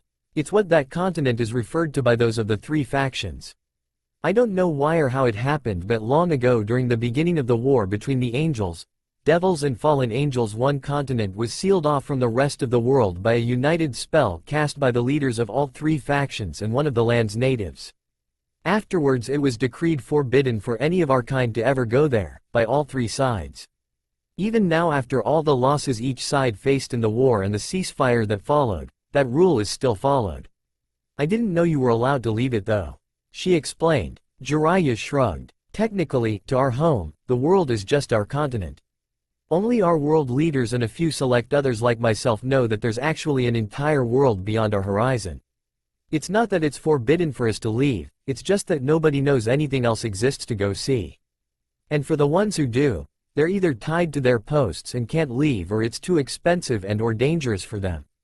In our case, I paid a hell of a lot of money to take the brat to see the world and expand his horizons while I trained him up to be the best he could be. However, we're scheduled to return eventually, and a few years as your servant will really mess up those plans unless you come with," Jiraiya shared before narrowing his eyes. "But if our home is forbidden to your kind, then you can't. In fact, Naruto might not even be able to anymore." This got Naruto to perk up as he looked fearfully at Jiraiya before switching to Rias, practically begging her to say he could. I'm not sure," she slowly admitted. "Normally a devil would be forbidden without exception. However, Naruto was originally born there, so he might be allowed. I'd have to find out from Oni-sama. I take it your brother is important?" Jiraiya asked, and she nodded while Akano answered. "Sirsex-sama is one of the underworld's 4 great Satans, the leaders of all the devils. In fact, he's said to be the strongest devil alive and leads the 4 great Satans himself. If anyone would know the answer, he would," the dark-haired girl explained while outwardly Rias nodded in agreement. Inwardly she knew it was really his wife that ran things, because despite her brother's immense strength he was very lazy and would rather do and watch things that brought him entertainment than his actual job. "Well then, get a message to him asking about Naruto and going home. If he can't, then we're going to have a problem," Jiraiya warned, and instantly both girls stiffened. "Are you threatening us, even after you just learned who my brother is?" Rias asked in a low tone. her hands taking on a very slight dark purple tinge as she gathered some of her power. Akino's hands beginning to spark as she called forth her own. Jiraiya noted their postures and the powers they were calling up before sighing. I don't mean to be rude or mean about it, but I'm very serious here. As I said, we're both important back home. While I'm the better fighter and more important overall, Naruto is still important enough our village would declare war over him if you were keeping him away without reason or compensation. If it's compensation, then I can pay you home from the Gremory family's accounts. We're one of the richest in the underworld due to our status, not even counting my Oni-sama's ascension to a Satan. Jiraiya however shook his head. It's not about the money, and even if it was, your money would be no good back home. I know that because our money is no good out here. He told them before looking at Naruto as the blonde was now glaring down at the floor at his predicament. Naruto holds a very special and dangerous power. A power our village needs, despite the stigma that usually comes with it. Take him or that power from the village and you've essentially weakened us considerably and leave us wide open to the similar powers used by the enemy countries. He's not just one of our more promising prospects but a military deterrent. Jiraiya explained, getting the blonde to grit his teeth in anger. He knew all of this, but hated it. As much as the people of Konoha hated him for his tenant, neither could they get rid of him because he was needed to hold back the Jinchuriki of other villages, as proved by his battle with Gaara during the Chunin exams a few years ago. Rias was silent as she dispelled the power she had gathered, prompting Akeno to do the same reluctantly. The heir of the Gremory house wasn't entirely sure what to make of things. She had revived Naruto as her servant, expecting simply a very powerful pawn for her peerage. And while she got exactly that, he came with strings attached in his reluctance at becoming a devil, his origins in a forbidden continent, and his home's desire for his eventual return. And she had thought situations with her other pieces had been complicated. This easily made them seem simple. In fact, so far it seemed only her other pawn Issei was actually a simple acquisition. A revived human with a special power that was perfectly fine with his new status and willing to serve in order to achieve his own, perverted, dreams. Everyone else so far had different needs or rules attached. I'll see what can be done with my brother and family's help. Rias finally relented before narrowing her eyes. However, until that comes, he is still technically my servant now and has to act as such, or he'll end up being labeled a rogue devil and hunted down to be killed. She warned, and Jiraiya nodded. Yeah, figured that much. He muttered before looking to Naruto and seeing him shake his head. I don't like this either, brat, but that's how it looks like it's gonna be. Don't I get any say in any of this? He shouted as he stood up. I know Konoha needs me and I love the place despite the bad memories I have, but treating me like just some military asset just pisses me off. He yelled, pointing to Jiraiya. He then wheeled around and jabbed a finger towards Rias. And now I'm pretty much your slave, and if I refuse I've gotta be killed? Where the hell is my choice in all of this? Huh? I never even wanted to get involved in any of this. I only jumped in 2 nights ago because I wanted to do the right thing and help a guy not get killed. And then you make me into this and take me away from anything I've ever wanted or cared about. How the hell is that fair, huh? What gives you the right? He shouted, his eyes even beginning to water. Akeno only looked down and glanced at her friend from the corner of her eyes, while Rias couldn't bring herself to look at Naruto. She saved his life, true, but even she would admit it was more out of a selfish desire for a strong servant than it was to do the right thing and help someone. And he was right, he was being taken from everything against his will. There was a possibility he would never even be able to go home because of her. She was the younger sister to one of the 4 great Satans and the heiress to the name Gremory, but did that really give her the right to practically enslave a young man against his will? I'm sorry. She apologized quietly before finally looking at him in the eye. I'm sorry for all of this, but had you or I known any of this beforehand, would you have truly preferred dying that night? I made a decision based on what I knew at the time and have to live with it for the rest of my life. And thanks to me, you'll still be able to live with the chance of achieving your dreams rather than having them all gone forever through death. I'm sorry you don't like any of this, but wouldn't you agree it's still better than the alternative? She asked as Naruto dropped his gaze. I haven't decided yet. Maybe dying would have been better for all I know. He retorted coldly, getting Rias and Akeno to flinch and Jiraiya to narrow his eyes at the blonde's attitude. Yeah, he was pissed and he understood somewhat why the boy was angry as well, but this is unlike the undying optimist he usually was. That Naruto would have argued that Rias was right and that any chance no matter how small was worth it. But he wasn't doing that right now, and that was worrying to the Sannin, though he only let a slight scowl through to show it. I can promise you Naruto-san that you won't be taken advantage of. You'll be tasked with small simple jobs but nothing humiliating or degrading unless you want it. You'll be treated well and I'll do everything in my power to make sure that you're happy, like I do with all my servants. Beyond that though, I can't say. Rias promised as Naruto didn't look at her as he just nodded and walked out of the room. A few seconds later footsteps were heard heading up the stairs before a door was closed. Jiraiya sighed and ran a hand down his face before addressing the young devils. I think that's about all we're going to get through tonight. Rias and Akeno nodded their agreement so Jiraiya gave them a tired smile. Thank you for saving him, even with all this extra stuff to worry about. That kid means more to me than any of you know. Please take care of him for me and feel free to stop by if you need anything. Jiraiya thanked and offered as the girls gave him a small smile and thanked him for the tea and the talk before leaving.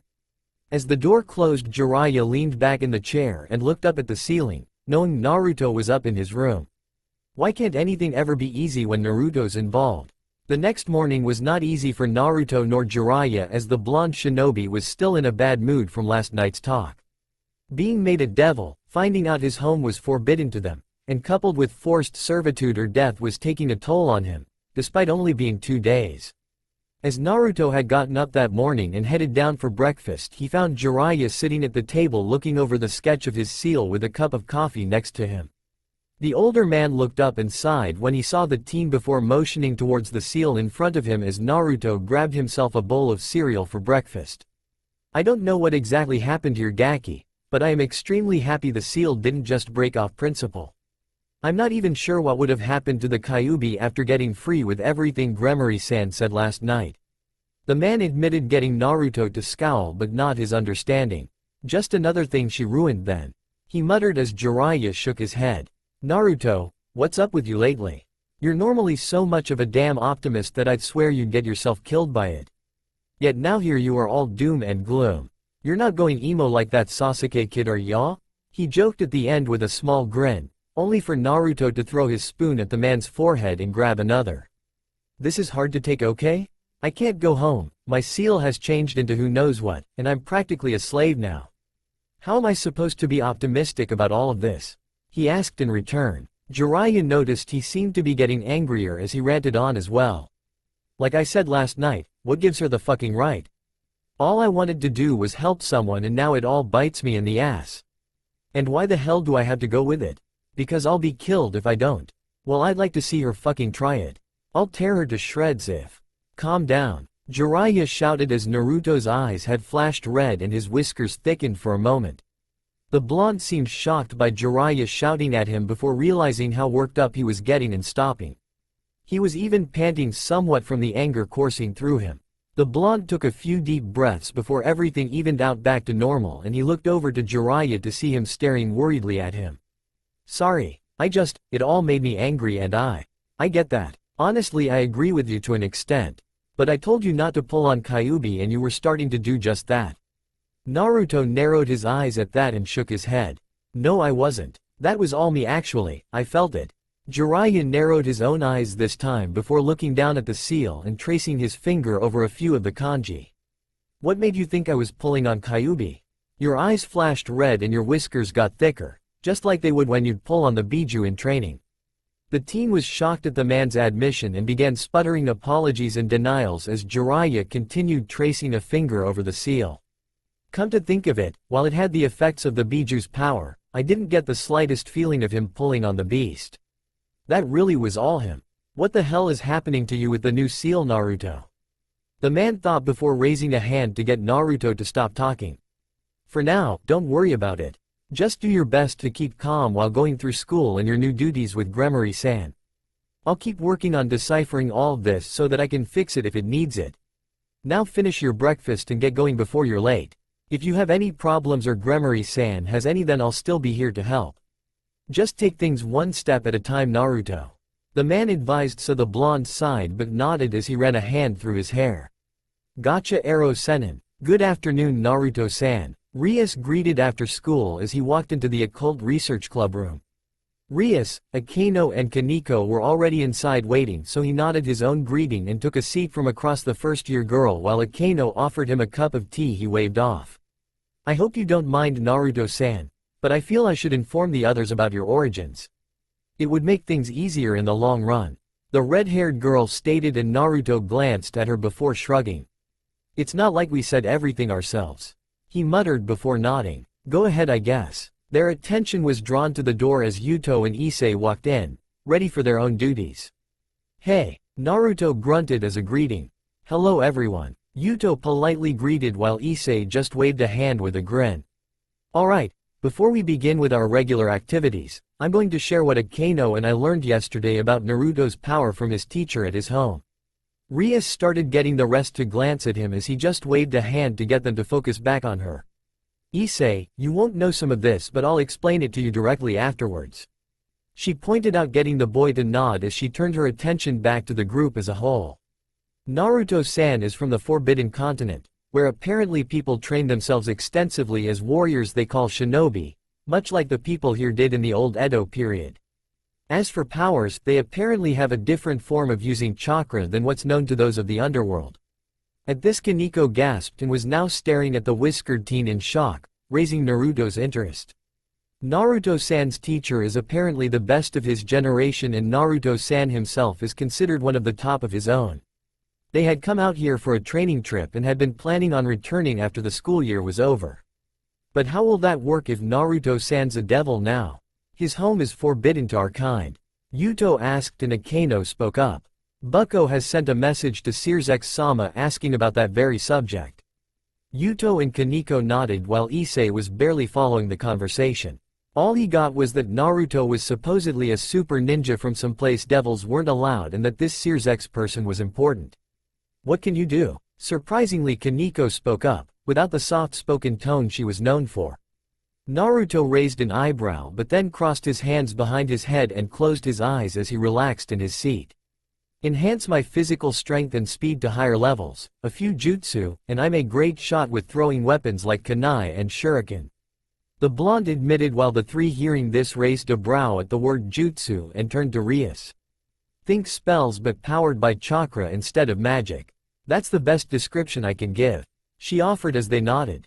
"Anyways, we should get onto our regular activities now," the king told them, so they nodded. "Now, Yuto, Kaneko, what did you show Issei after he left yesterday?" "We only told him that devils get stronger through contracts and then had him pass out some flyers to get started. We thought it best to wait for you or Akano-san to continue with the next step," the knight explained as Rias nodded and gestured Naruto and Issei forward.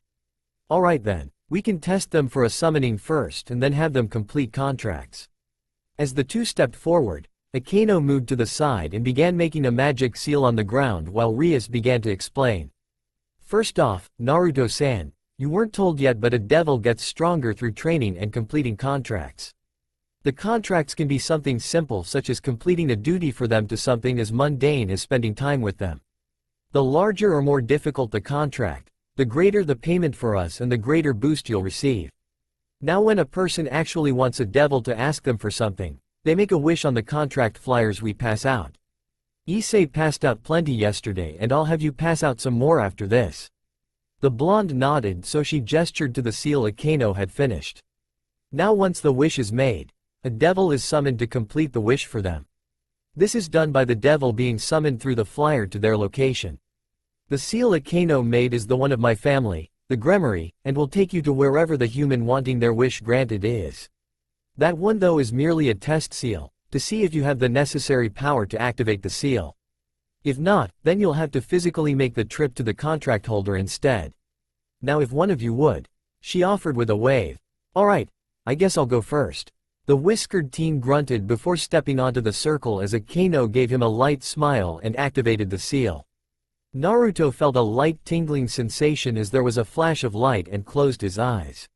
When he opened them, he found he was standing back near where he had been before walking over. "You have enough power, Naruto, so there won't be any trouble with you showing up for your contracts. Now Issei-kun, it's your turn," Rias stated as the brunette grinned and ran over to the seal, eager to both try the summoning himself and earn more strength for his goal. Akano activated the seal again and there was a flash of light, but when it faded they found Issei in the same spot looking around in confusion. Akano frowned and checked over the seal to see if everything was working before sighing as Rias got the message. Apparently Issei-kun, you don't have the power for a summoning. You'll have to physically make the trip until you do. What? But that's not fair. I have a sacred gear, isn't that enough? He whined as Naruto smirked, finding it amusing, and Rias gave a light smile and shook her head. Sometimes it is, but there have been times newly born devils lack the necessary power, sacred gear or not. You'll just have to train harder to get the power needed for it. The boy slumped down at his weakness while Yuto chuckled lightly and Akano held up a hand to hide her own giggles at his overdramatic antics. Fine, then I'll just train and become the best devil possible so that I can be a harem king. Stupid perverted senpai. Naruto and Kaneko muttered in unison, getting them to glance at each other before Naruto smirked at her similar opinion as Kaneko went back to the treat she had in front of her. Anyways, Naruto-san, here's a box of flyers for you. Simply hand them out to people and then come back here and we'll see if you get a contract tonight. Issei-kun, you can either do some light training here with the other club members or hand out more flyers yourself to raise your chances of being called for a contract. Rias told them as she got everything back on track. The ninja of the group merely shrugged and grabbed a box of flyers before leaving while Issei looked at the next box and back to Rias before running up and grabbing the box and rushing out. Well, that was amusing, to say the least. Rias offered once her two newest members were gone. The others merely nodded their agreement. Upon returning to the clubroom later, Naruto found only Akano there doing a bit of her own schoolwork. Where are the others? The girl looked up quickly, having not heard him come up, and even had a couple sparks coming from her hand for a moment before realizing it was only Naruto. Oh, sorry. She apologized to the wide-eyed boy before realizing he asked a question. The others? Kaneko-chan and Yuto-kun are both out on jobs right now and Bucko is meeting with someone about something. I stayed behind in case you or Issei-kun came back or a contract came up. The blonde nodded his understanding and took a seat across from Akano as she put her work away. The girl looked to him for a moment before looking away and Naruto noticed it seemed like she wanted to say something but couldn't bring herself to actually do it. The blonde noticed though and sighed. If you've got something you want to say to me, just go ahead and say it. I can handle whatever it is. Akano looked slightly sheepish over getting called out on it but then sighed and looked directly at him as she could tell he seemed to be someone that preferred the straightforward approach anyways. Why are you so against being a devil? Outside of gaining strength as well as a very enhanced lifespan, it's not much different from being human. She asked as the blonde looked down as he thought about whether or not to tell her, and then she continued. Also, you said something last night about bad memories of your home. If it's alright with you, would you be willing to share what you meant? Naruto debated telling her further in his mind before sighing. Remember Eros Sennin said I have a special power the village would fight for? One that came with a stigma and made me a military deterrent? He asked as he looked up to see Akano focusing on exclusively him. I do. I'm guessing you weren't treated well because of it? At this Naruto scoffed. That'd be an understatement. If it wasn't for the fact there was a law against it, I'm positive the more hateful villagers might have tried attacking me when I was younger. Akano gasped but Naruto just kept going. This power, because of it many people didn't and still don't see me as even human, just as a monster in human form. Only a select few ever treated me like I was, just a kid unlucky enough to be chosen for this power the day I was born. But that didn't matter and I was always hated, ignored, even kicked out of a few shops because of it. It was only thanks to those few people acknowledging me that I stayed sane and even came to want to protect the village through their own feelings for it. Eventually I even came to love and want to protect the village for my own reasons. However, most of the people still say me as nothing more than a monster, so I've been working the entire time to prove myself as a human to them. And now you're not. Akano interjected and the blonde nodded. Exactly. Now I may not be a monster really, but the fact remains that I'm literally not human anymore. That'll be enough for the ones that hate me back home. It'll be like proving them right and nothing will ever change that. It's enough to condemn me and once word gets out they'll rally the rest of the village against me. The teen admitted as he hung his head down in his hands. All my effort in changing their opinions, ruined in one move. Even if I am able to go home, I'm not even sure I'll be allowed to from my village. Plus this servant bit. Why not just call it what it is? Slavery. She may be nice about it and all, but since it's been forced on me and I have to comply or be hunted down and killed, it's slavery, plain and simple. And I hate slavers and slavery altogether. People that would force their will on others without giving them a choice pisses me off. Naruto growled at the end before realizing what he was doing and stopped. The blonde took a few calming breaths as Akeno was thinking over what he said. It's not slavery, not really at least. She spoke up as Naruto raised his head. Devils have a lot of power. Even reincarnated devils like yourself have the potential to rise up and become the mightiest alive with the right training. That kind of power needs to be monitored and controlled, otherwise it could cause problems for everyone and everything. That's why those who run from have to be hunted down. Yes, Rias is technically your master now by devil law since she reincarnated you, but she doesn't see it that way. It's just that devils that run from their master tend to lose control of their powers and become killing machines. Even pure-blooded devils are monitored slightly to make sure they don't abuse their powers against humanity or any other faction of power beyond our kind. She explained as Naruto nodded, understanding that it made sense. So you see, it's not because you've run or if you disobey like you think, but to prevent them from becoming a threat to everyone. The master and servant part is really just to help give devils, reincarnated and pure-blooded, a sense of order and a clear chain of command. I get it. But you can't tell me others don't take advantage of it either. The blonde pointed out and Akeno sighed but nodded. Yes, some do treat it exactly like slavery. Just as some treat it like their own private harem, much like Issei hopes to one day do. It all depends on the devil in charge, and those of the Gremory family like Rias are famous among the underworld for treating their servants as friends and family. In fact, though I've been with Rias for many years, not once have I ever had to do something degrading, and she's my best friend.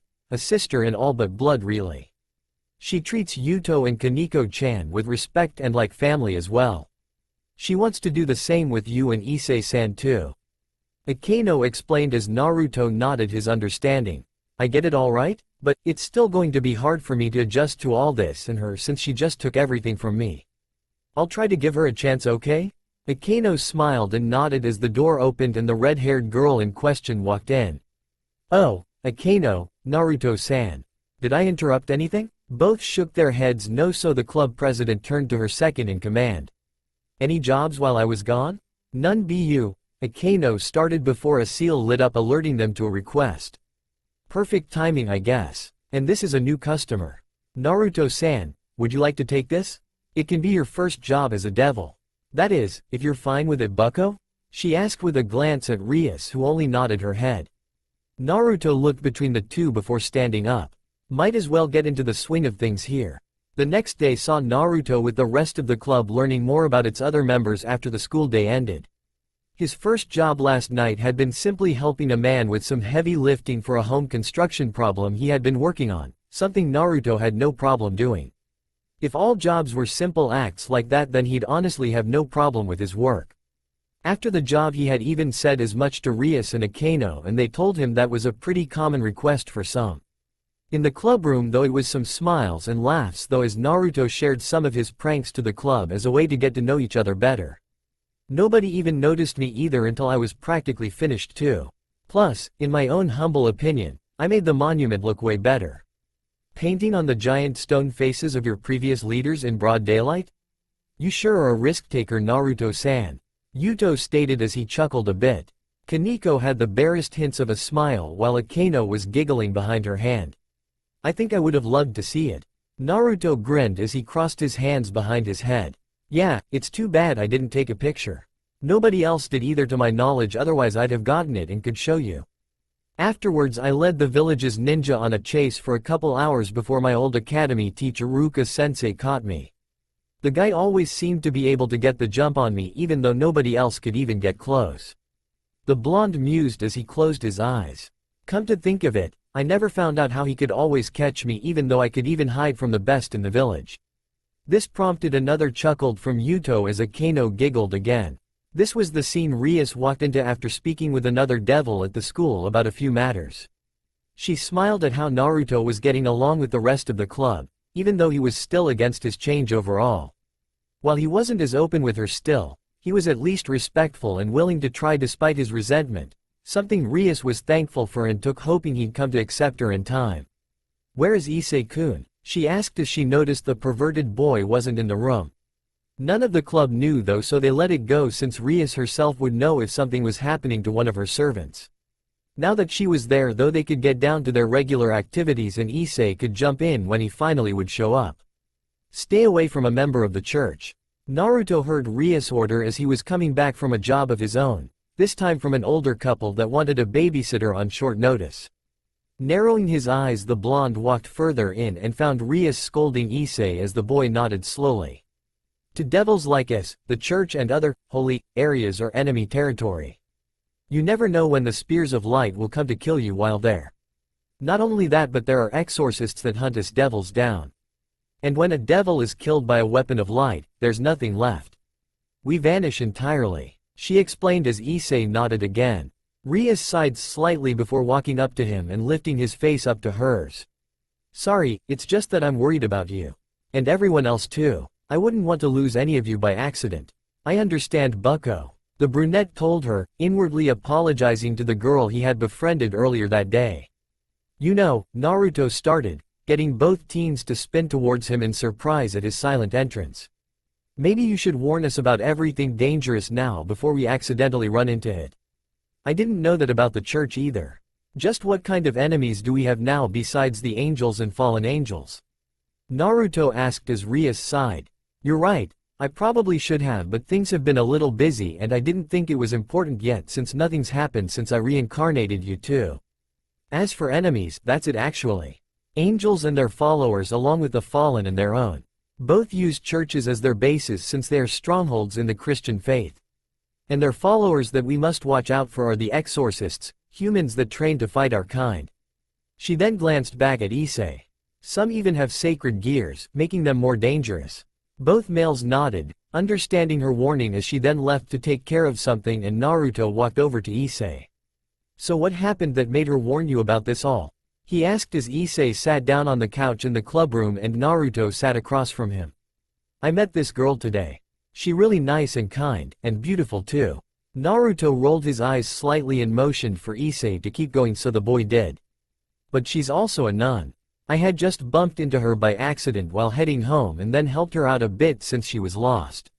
She was trying to find the church, so I led her part of the way, but as I got close to the church I started to feel really cold, like something was right next to me about to attack. I got the same feeling when I saw her cross and when she made a small prayer to God. She didn't know I was a devil though. She even asked to see me again sometime. But knowing what I do now, I guess it's better to stay away, huh?" Issei muttered as Naruto sighed and ran a hand down his face. "I would guess so. I mean, even if she is nice, who knows how she'll react to finding out you're a devil? Or maybe one of the others at the church she's with would find out and they'll use her as bait to get you. Nice as she seemed to be, it's way safer to just keep your distance, it sounds like."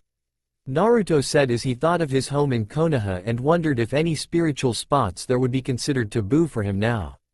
As far as he knew, the Christian religion wasn't a part of his home continent, meaning there wouldn't be any angels, fallen or otherwise, there to attack him. "Please don't be mad at Bucko, she's only worried about your safety." Both boys jumped slightly when Akeno popped up from behind the couch. "She cares about all of her servants, so she doesn't want any harm to come to any of you," Akeno told them as Issei nodded while Naruto jabbed a finger at her. "Where the hell did you come from? Nobody entered the room after me and I didn't hear you come in either?" he accused as she smiled slightly. "Magic circle. Oh, I'm still getting used to those," the blonde muttered while blinking stupidly, something that made Akeno giggle before the door opened and Rias walked back in. "Akeno, what are you doing here?" she asked as Akeno's eyes hardened. Graphia-san called. "There's a stray devil nearby."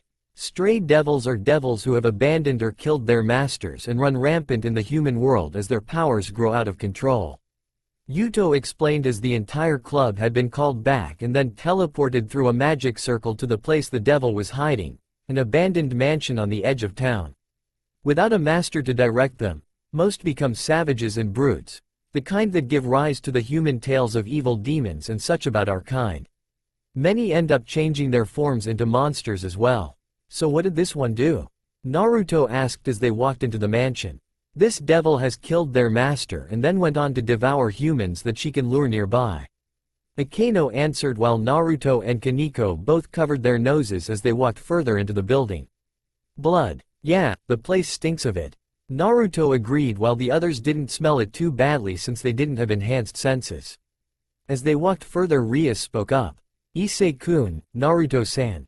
What do the two of you know about chess? That's kind of like shogi, isn't it?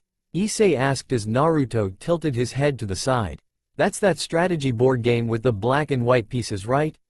Seeing how both of her new subjects weren't very familiar with the game, Rias began to explain it. Chess is a game with 16 pieces on each side. 1 king and queen, 2 knights, bishops and rooks, and 8 pawns. You win by cornering the enemy king into submission. Each piece also follows certain rules. Both nodded to show they were following along, so she continued. In the underworld, once the war was over, the devils needed to replenish their numbers. This is about that evil peace thing you mentioned before, right?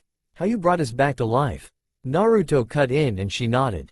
That's correct. The evil peace system is modeled after the human game of chess. So much so that chess itself has become quite popular among devils. The basic idea is rather than having hundreds to thousands of servants in an army, each devil would instead have a small handful of elite. And we call these groupings a peerage, with each member getting different powers suited to the piece they represent. Many high-class devils have their peerages compete against one another as well in something called the ratings game.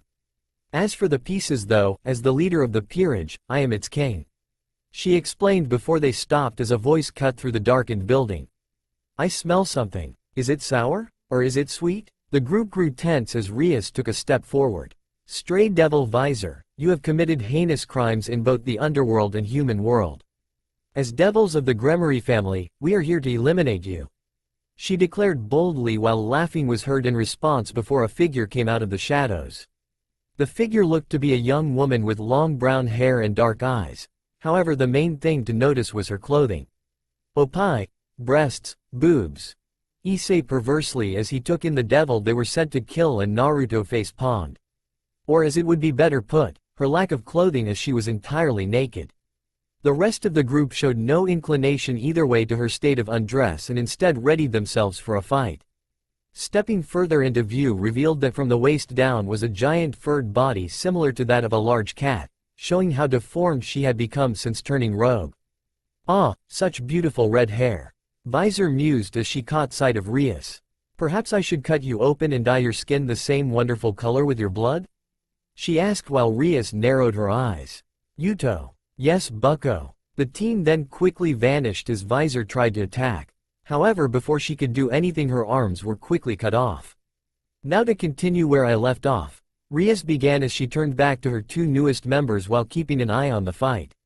Each piece was given different abilities in regards to their placement in the peerage.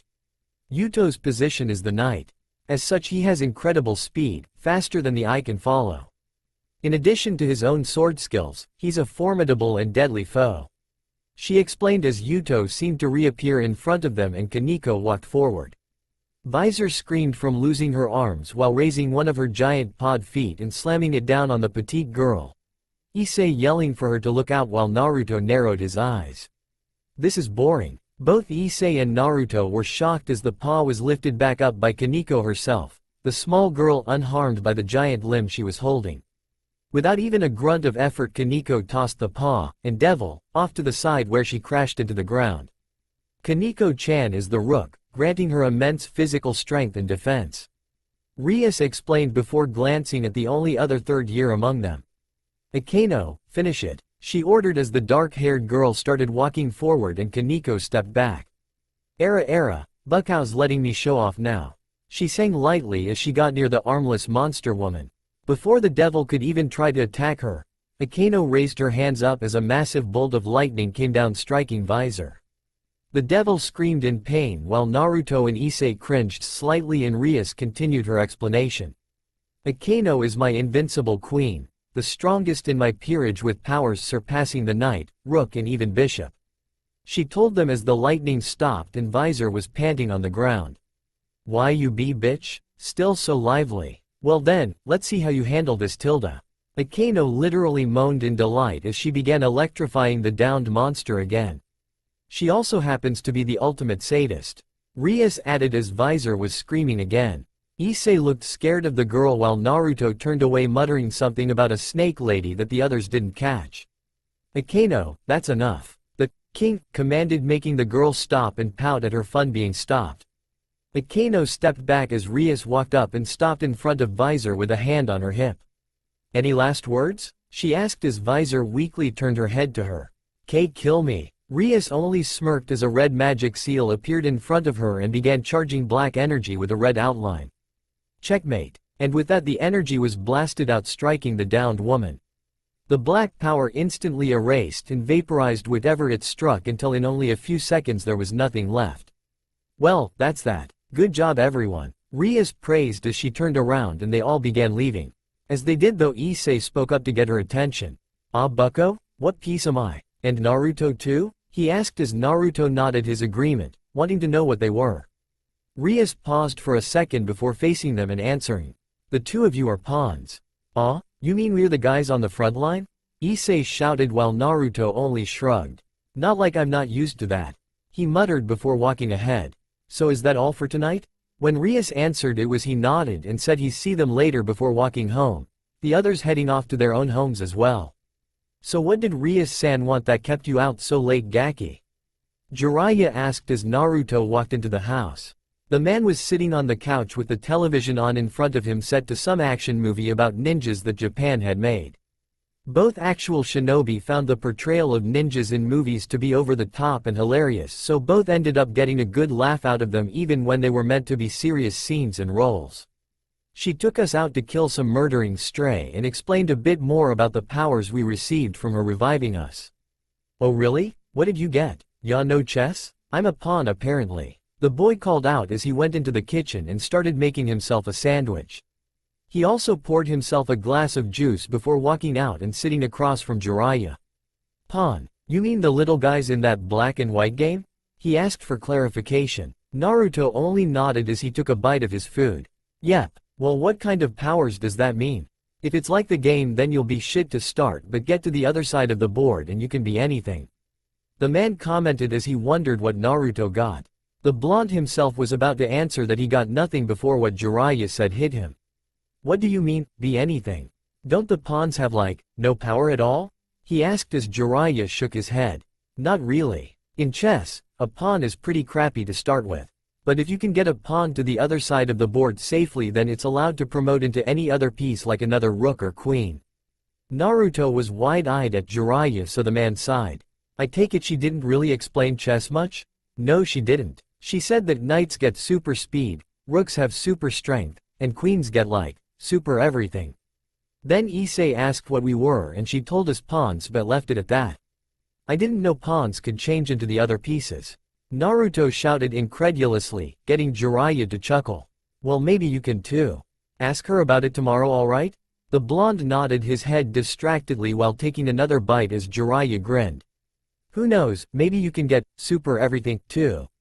He teased as Naruto's face lit up at his childish explanation was thrown back at him but stayed silent. It wasn't his fault, he just didn't know how to really explain Akino's boosts compared to the easy strength or speed Kaneko and Yudo got. The next day found Naruto going through school normally without much fanfare as he was bored out of his mind. One thing he did notice though was that somehow word about him joining the occult research club, the cover for Rias's peerage, had spread throughout the school. Now instead of just whispers about how he seemed violent, because of fighting off the few bullies the school had with ease, or how he was retarded or raised in a cave, because of his problems with modern technology, or how he was cute, he still had no idea what started that one or why. Naruto also had to deal with people wondering how and or why he joined the club that was run by the school's two biggest beauties. He had heard rumors that they had pressured him into it because Rias and Akano wanted to help him get past his violent tendencies and embrace modern culture. That had made him laugh. Some also thought he had forced himself into the club so that he could have his way with the defenseless, busty ladies. That made him laugh harder since Akano showed last night she was anything but defenseless and Rias held herself in a way that Naruto felt she had to have some power as well. A few even thought he had come in to get to Yuto and were already thinking of some perverted boy-on-boy secret love scenes. Those just made Naruto feel sick. In the end though, nobody had guessed the real reason or even close to it, and nobody wanted to ask Naruto for it either, preferring their wild fantasies over discovering the truth. The blonde did secretly find it funny that they were saying much of the same about Issei joining the club as well, only with far more worry that the girls would be taken advantage of. Not that it would happen. Naruto wasn't going to tolerate that kind of stuff around him, so if the girls didn't beat him down then he'd happily smack him around a few times when Issei let his perversions go too far. When the bell rang, the blonde sighed gratefully and packed up his stuff. With only a swing of his backpack over his shoulder, the ninja headed off the old school building the orc called home, ignoring the muttering behind him. It only took him a couple minutes to reach the meeting room, and as soon as he walked inside he saw that Kaneko and Akeno were already there, the latter serving the former some treats. "Ya no," he opened with, getting their attention. "Now that, I know you're really a sadist and just acting all nice and sweet, it makes me worry about whatever you're giving us to snack on during the meetings. How'd I know you aren't drugging us to knock us out? Then when we wake up, we'll be chained to some wall with you holding a whip and laughing at us." The boy teased, and Kaneko only rolled her eyes and continued eating her treat in response, trusting Akeno as she had been serving the food to the group for far too long to suddenly start doubting her. Though there was doubt when she first started doing it, but that was mostly because she didn't know what she was doing and it tasted bad. A few lessons with Graphia fixed that problem though. Akeno on the other hand merely smiled in response to Naruto's joke. Era, it seems you've figured me out." Seeing the blonde go wide-eyed at having his joke thrown back at him was making this entirely worthwhile.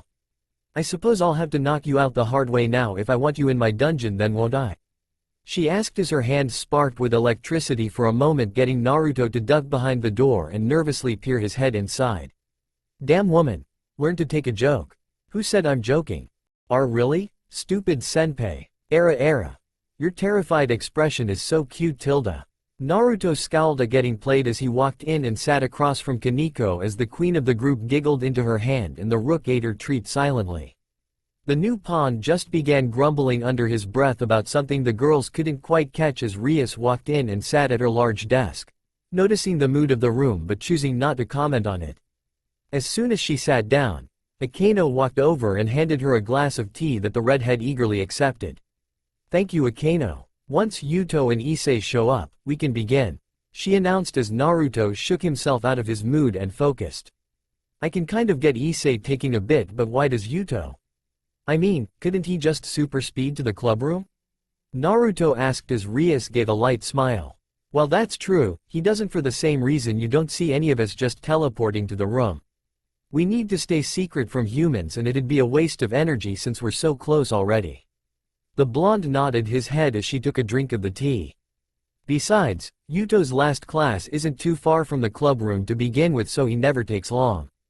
Normally you or Issei are the last to arrive actually," she commented as Naruto shrugged. "Normally the teachers want to talk to me about something after class, so that's why." Naruto admitted. "Talk about what?" Akeno asked as she prepared more tea for when their last two members arrived. Naruto only repeated his shrug as he relaxed in his seat. "Usually some schoolwork I'm having trouble with, or because someone tried complaining about me again. A lot of the guys don't like me cause they think I might try and make a move on the girls, or they think I'm weird because I have trouble with technology. Then the girls either think I'm weird like the guys do, or they're worried I'm a pervert or something, so they stay away," Naruto explained before closing his eyes. "Honestly, I never bothered trying to make friends or anything since I was supposed to be leaving after graduation to head back to Konoha. I didn't want to get really attached to anyone when I was only going to know them for 3 years," he admitted before glancing at Rias. "By the way, any news about me and my home yet? I really need to know if it's forbidden to me now or not," he asked as Rias shook her head. "Sorry, but no. Oni-sama is very busy though, and this is a rather strange question, so he probably has to do a bit of studying and research to figure it out first as well, so it will probably take some time," the girl explained as Naruto frowned but nodded. "You said it yourself though, you were going to head back after graduating, so there's still plenty of time before that becomes an issue." Reluctantly Naruto nodded his agreement as that was true. Conversation dropped there as Yuto and Issei walked into the room, both giving their greetings. Issei sighed as he rode his bike down the street to the client. Without enough power for the teleportation circle, he had to physically make the trip to the summoner. He was just lucky that they only took contracts during the night and that the night made devils stronger. It certainly was a nice perk to losing his humanity. The change from human to devil wasn't actually a big change in Issei's opinion. He wasn't very religious to begin with, so staying away from a cross or Bible wasn't hard. Even his family didn't really follow any major beliefs and just went through their life on a day-to-day basis. His new nightly activities were explained slightly to his parents as a late-night club he had joined, which was technically true, so he didn't have to share what really went on. And as for the jobs themselves, they were overall enjoyable and fun. Or at least the clients were, as he had yet to actually complete a single job. Even Naruto managed a job already. Thinking on Naruto brought his thoughts to the club members as a whole, and Issei would freely admit he liked the group. Rias was an amazing beauty and yet also a very kind and generous woman. Plus there was always this air of being around royalty, which was true since she was the heir to her devil clan. Even a gay man would have the hots for her, she was so perfect. Akano was much the same in having a beautiful appearance and personality, only with what first looked to be a more gentle feeling. Then she'd make a few teasing comments and have a small laugh at your expense, but it was all in good fun. Issei was only worried about the sadist side she showed the previous night against the stray. He'd have to remember not to make her mad, but otherwise she was another perfect woman. Only 2 people and already he loved the club. Kaneko was silent and freely made comments against his perverted actions, but he couldn't help it. Besides, she was the cute loli that had become the school mascot. It was impossible not to love the adorable first year. He just had to be careful so that she didn't use her super strength on him. Yuto Kiba honestly pissed him off at first, and technically still did to an extent. He was the pretty and perfect gentleman prince that all the girls went nuts over, meaning the ladies would ignore him in a heartbeat. Not that they wouldn't ignore him to begin with, but that went unspoken for obvious reasons. After getting to know Yuto though, he could honestly say he was a nice guy and someone Issei was coming to think of as a friend. If only he wasn't so damn handsome and attractive of all the ladies' attention, Issei could accept him with open arms. Maybe if he was more perverted too. Then lastly there was Naruto. Before they were killed and changed, Issei didn't bother interacting with the spiky-haired blonde.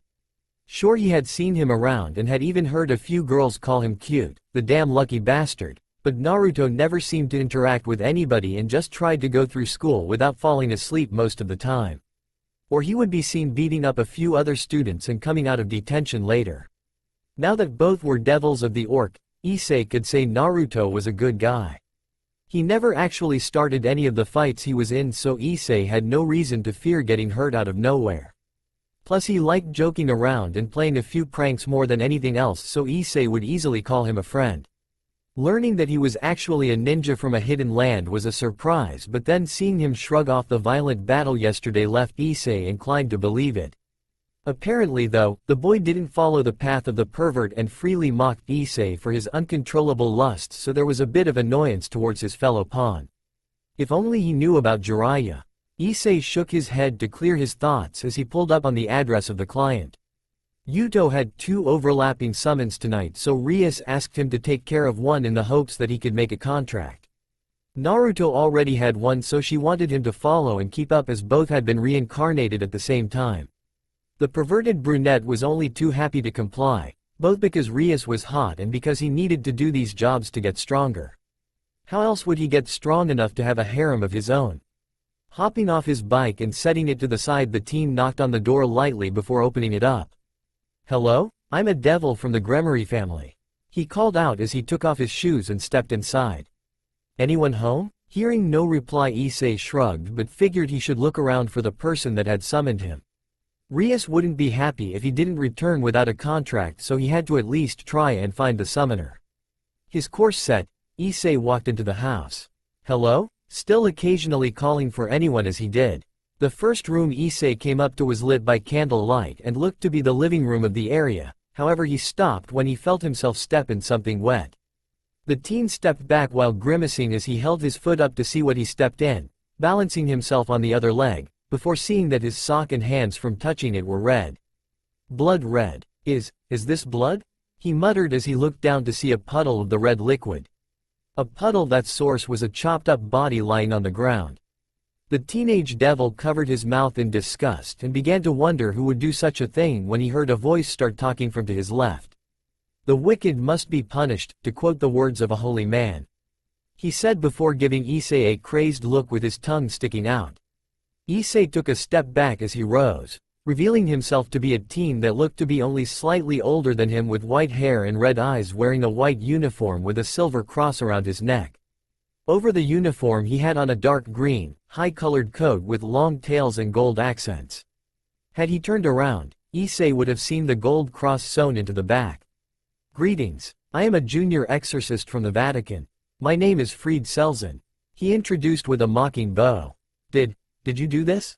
Issei demanded as he took a step back, and Fried laughed. Of course. He had fallen from the path of humanity by calling on a shitty devil like you, so I gave him the punishment he deserved. Death. Fried cheered before pointing at Issei. "And now, as the shitty devil he summoned, you are next," the clearly insane exorcist stated before reaching into his jacket and pulling out a gun and sword handle. "With my holy gun in one hand and my holy blade in the other, I'll kill every shitty devil I come across," he promised as the sword handle suddenly had a blade of light extended from it. Light. That's right, it the weakness of all of you shitty devils," Fried cried as he charged. Issei rolled out of the way of his slash but couldn't react fast enough as Fried spun around and shot him in the leg, making him cry out in pain. As Issei collapsed, Fried only laughed. "Tell me, shitty devil-chan, how does my light bullet taste, huh? It should feel horribly painful, right? Ah, the screams of devils are music to my ears." Issei glared in response as he held his left hand out and focused, causing the red gauntlet of his sacred gear to appear with a small green glow. "Oh, that's what I like to see, you shitty devil. Bring it on." "Shut up," the devil teen shouted as he leapt up, ignoring the pain in his leg, and tried to punch Fried in the face with his left. However, the punch was slow, telegraphed, and predictable. Fried merely stepped around the new devil and used his sword to slash him in the back. Issei cried out in pain again as he once more collapsed to the ground. If he was honest with himself, it was the expected outcome. Despite being told he would one day have to fight for Rias in the raiding games, despite being told that as a devil he now had plenty of enemies, despite knowing he should have trained, the teen had never bothered to take being a devil seriously. Sure, he understood the stuff about making contracts to get stronger, so he thought he could just take his time and grow into his duties and the power he supposedly had. Instead, he should have started training right away. Even though it had only been a couple days since his change, he should have tried harder right from the start just in case, as Fried was clearly making him pay for not doing so now. "So boo tilde ring," Fried taunted before he raised his sword up and flipped it down into a stabbing position. "I hope you've said your prayers, you shitty devil, because your time is up," he declared. However, before he stabbed Issei, both of them heard a very loud and feminine scream from behind Fried. The male pair turned to see a young girl around Issei's age with long blonde hair, wearing a nun's uniform, holding her hands to her mouth as she stared in horror at the chopped-up body. "Huh?" was Fried's reaction to seeing the nun. Wondering why she had left, he posed, while Issei's reaction was different as he recognized her. Asia? Her name took her attention away from the corpse, only for her to gasp in shock when she saw just who Fried was apparently fighting. "Issei-san? What's this? You know this shitty devil?" Fried asked as he started to grin from the implications as Asia nodded and Issei turned his gaze away, unable to look at the kind-hearted nun he had helped the day before. "You're a devil?" "Yes," he admitted when she asked before he turned around. "But I wasn't trying to deceive you or anything. I just wanted to help, and when I left I was happy to have met you. But at the same time, I was told it would be better if I stayed away, so that's what I was going to do," the teen told her before dropping his gaze again while Fried laughed. "A devil and a nun. Oh, this is hilarious," he mocked before stepping over to Asia's side and whispering in her ear. "But it doesn't work that way. Devils don't mix with the church, especially exiles like us that only live thanks to the fallen angels we serve." "Fallen angels?" Issei thought as he heard what the priest was saying. "But now it's time for you to say goodbye because this shitty devil is about to die." Fried cheered as he walked back over to kill Issei. But before the exorcist took 2 steps, Asia rushed ahead of him and stood in front of Issei with her arms spread wide as if to ward off Fried. Huh? What the hell do you think you're doing? I know we're supposed to cleanse devils by killing them.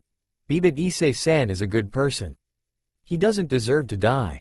As a follower of God, I can't let you. She shouted while Issei was surprised she was standing up for him, even after finding out they're supposed to be enemies.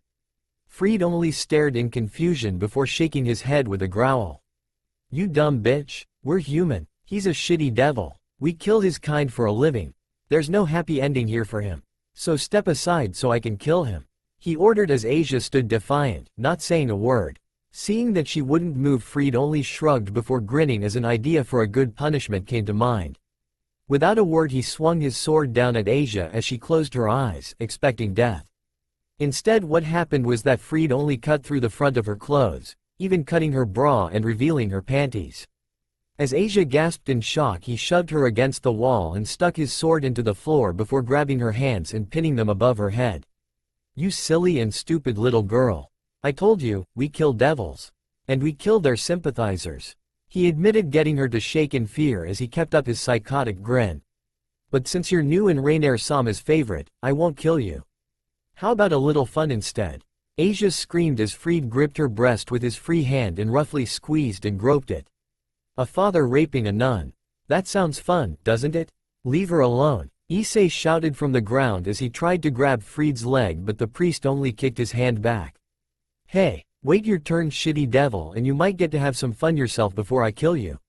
He mocked before returning his attention to the nun. Issei growled in anger at both the scene in front of him and his own helplessness to stop it before a red glowing circle appeared in front of him. Fried took notice of the new light source himself and stepped back as he grabbed his sword from the ground and readied himself for the new arrivals, while Issei noticed the circle was actually the Gremory symbol Rias showed him in Naruto the day before. So now what? Fried muttered before a figure dashed out of the circle with a sword drawn, making him have to parry. Good evening, Exorcist-san. I hope I'm not interrupting anything important. Yuto calmly greeted as he held his blade in a lock against Fried's. Kiba-san, Issei shouted as Kaneko and Akeno stepped out of the circle next with Naruto right behind, scowling at the scene they had walked into. Kaneko-chan, Akeno-san, Naruto-san, Issei listed off in surprise before relief set in that he had backup against the insane priest now. Oi, oi, there's a lot of you shitty devils here now. That's great. More for me to kill. Fried cheered as he shoved Yuto back and took a small jump back to gain more room for himself. What a foul mouth for a member of the church to have.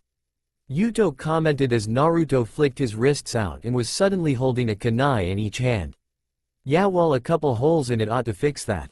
He growled. He was about to go on a request to help the construction man he had first worked with when Rias suddenly was alerted to Issei's trouble and gathered them all back to her before having Akeno ready the teleportation circle for a mass transfer. The king had also explained what she could sense before they left, being that Issei was hurt and someone using light was the cause, likely an exorcist or angel of sorts, fallen or otherwise. When Naruto had heard this, he had instantly gotten angry. Sure, Issei's obvious perversion annoyed him, but the guy wasn't really bad or anything. In fact, Naruto was starting to think they could end up as friends given time. So hearing how he was being injured from an attack had made him mad, and now he had a target. Perhaps the exorcist-san would like to surrender peacefully? Akeno suggested before giving Fried a slight glare as she raised a hand and sparks flew off it. Fried, however, only looked at the three before smiling and crossing his arms. Oh, that dark stare. Is this love, or killing intent? He swooned in an obvious mocking of them. I think I'm falling for you, shitty devil-chan. He teased as Naruto growled. Oh, you're gonna fall alright. He muttered before tossing one of his kunai at Fried, the exorcist deflecting it with his blade before parrying Yuto as he rushed in for another slash. However, before anything else could happen, a blast of dark purple energy flew over his head and obliterated part of the wall behind him. Turning his attention back to the group revealed the circle fading away, and that now standing there with her hand outstretched was Rias Gremory herself. Take that as a warning, exorcist. I won't miss again. Oh, you must be the big bitch in charge, huh? So you're the shitty devil runnin' this town, huh? He asked before having to dodge another slash from Yuto. Rias stayed silent as she looked at him before turning around to see Issei behind her. Kneeling down, the girl cupped Issei's face and gave him an apologetic smile. "I'm sorry. I should have been more alert to what was going on here when I couldn't sense you." She apologized as by this time Fried had worked his way over near Asia again from where she had fallen after being tossed aside during the devil's entrance. "See? This is why it was your job to uphold the fucking barrier. Stupid devil-loving whore," he insulted as he kicked her in the gut a couple times, getting her to cry out in pain. "Back off," Naruto shouted as he jumped in with a spinning kick to knock Fried away from her, his foot catching the priest in the head. "I may not know who she is, but ain't she your comrade?" he questioned with a growl. "Who the fuck attacks their allies?" he shouted angrily as Fried only picked himself up from Naruto's kick and pulled out his gun again so that he had both his weapons ready. The priest would silently admit that the situation was far beyond his control already and he wasn't sure he could survive it should the devils get more focused on killing him instead of making sure Issei and now Asia were okay.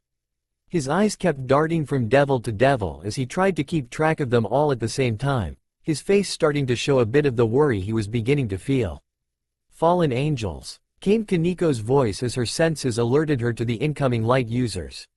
Rias nodded her understanding, getting the short girl to toss the couch she had picked up at Fried and knock him to the ground. "Everyone, fall back. Akeno, start the spell," Rias ordered as her queen nodded. Kaniko picked up the injured Issei and held him while Yuto stepped back in front of his king. Bucko? What about her?" Naruto asked as he pointed down to Asia, having not moved from his spot. "We can't leave her behind. Who knows what they'd do to her?" Issei perked up at hearing that as he was worrying about Asia himself while Rias sighed. "My teleportation circle can only take members of my peerage with, and that girl is not one of us. I'm sorry, but she can't come with," the redhead explained while Issei looked heartbroken and Naruto scowled. "But Bucko, Asia's nice. She doesn't care that I'm a devil and I don't care she's a nun. Please, we have to keep her safe from them," Issei pleaded as Naruto glanced down at the girl and Rias only frowned, both realizing that this was the same nun Issei claimed to have met yesterday. "I understand that and your concern, but I'm being serious. Only members of my peerage can use this circle," she repeated as the teleportation circle lit up beneath their feet. "Now come on, Naruto," she ordered as Issei just turned to Asia, horrified at the thought she'd get left behind. Naruto though only grit his teeth and looked back at Asia to see her smiling up at him. "It's okay," she told him as she pushed him lightly towards the circle with one hand, the other covering her chest. Naruto was so shocked that she seemed to want them to leave without helping her that he didn't resist as he ended up standing next to Yuto. "I'm just happy to know that so many people are worried about me." "Asia," Issei shouted as the circle glowed brighter and they vanished. "I don't like this," Naruto repeated for likely the 50th time since they returned to the clubroom. As soon as they had gotten back, Rias had given orders that they were to stay at the club for a couple hours at least in case the fallen angels tried to make a move against them for fighting their priest, while she took Issei to the back room to heal his injuries. Akeno had made some tea that Kaniko was sipping on the couch while Yuto stood off to the side and Naruto was pacing back and forth in front of Rias' desk. "We understand that, Naruto-san, but it's still how it has to be," Yuto said while Naruto only shook his head with a light growl. "I get that, but it doesn't feel right," he shot back. "So what, we're devils and she's a nun. That means we automatically hate each other? That's the kind of bullshit that starts wars and keeps prejudices and all that shit going. It's wrong and we should have helped her," he argued as Yuto only sighed since it was the same thing Naruto had been saying the whole time. He really couldn't let it go, and to be honest they understood the basic reasoning behind why. Naruto liked to help people when he could. It didn't matter if they were supposed to be enemies or if they didn't even know each other. So long as he could help, then he was going to. It was actually why he died in the first place. "I don't like this," he repeated again as he kept pacing. Kaniko hadn't said a thing but personally felt no inclination either way towards what had happened with the nun. If Issei was to be believed, then she seemed nice, so saving her wouldn't have been a bad thing really. But at the same time she was with the fallen angels, so if she didn't cause them trouble somehow, her allies would have done it for her instead. The younger girl was already slightly worried about the new peerage member being hurt. Even if he was a perverted good-for-nothing, she didn't want to risk everyone over her. Yuto understood a bit better why it was bugging Naruto and Issei so much, since it did remind him slightly of what had happened to him in the past, escaping with his own life when he felt he should have remained behind to help. It wasn't a feeling he liked, and while truthfully he wanted to help the girl, Rias hadn't been lying about the circle. That left the options of either fighting off all of the fallen angels or grabbing the nun and running, each with their own personal problems that would have caused more trouble than Rias was willing to risk for herself or her servants. "Please Naruto-san, calm down. I'm sure it will be alright," Akeno asked as she poured another cup of tea, this one for him as Kaneko had her own and Yuto declined.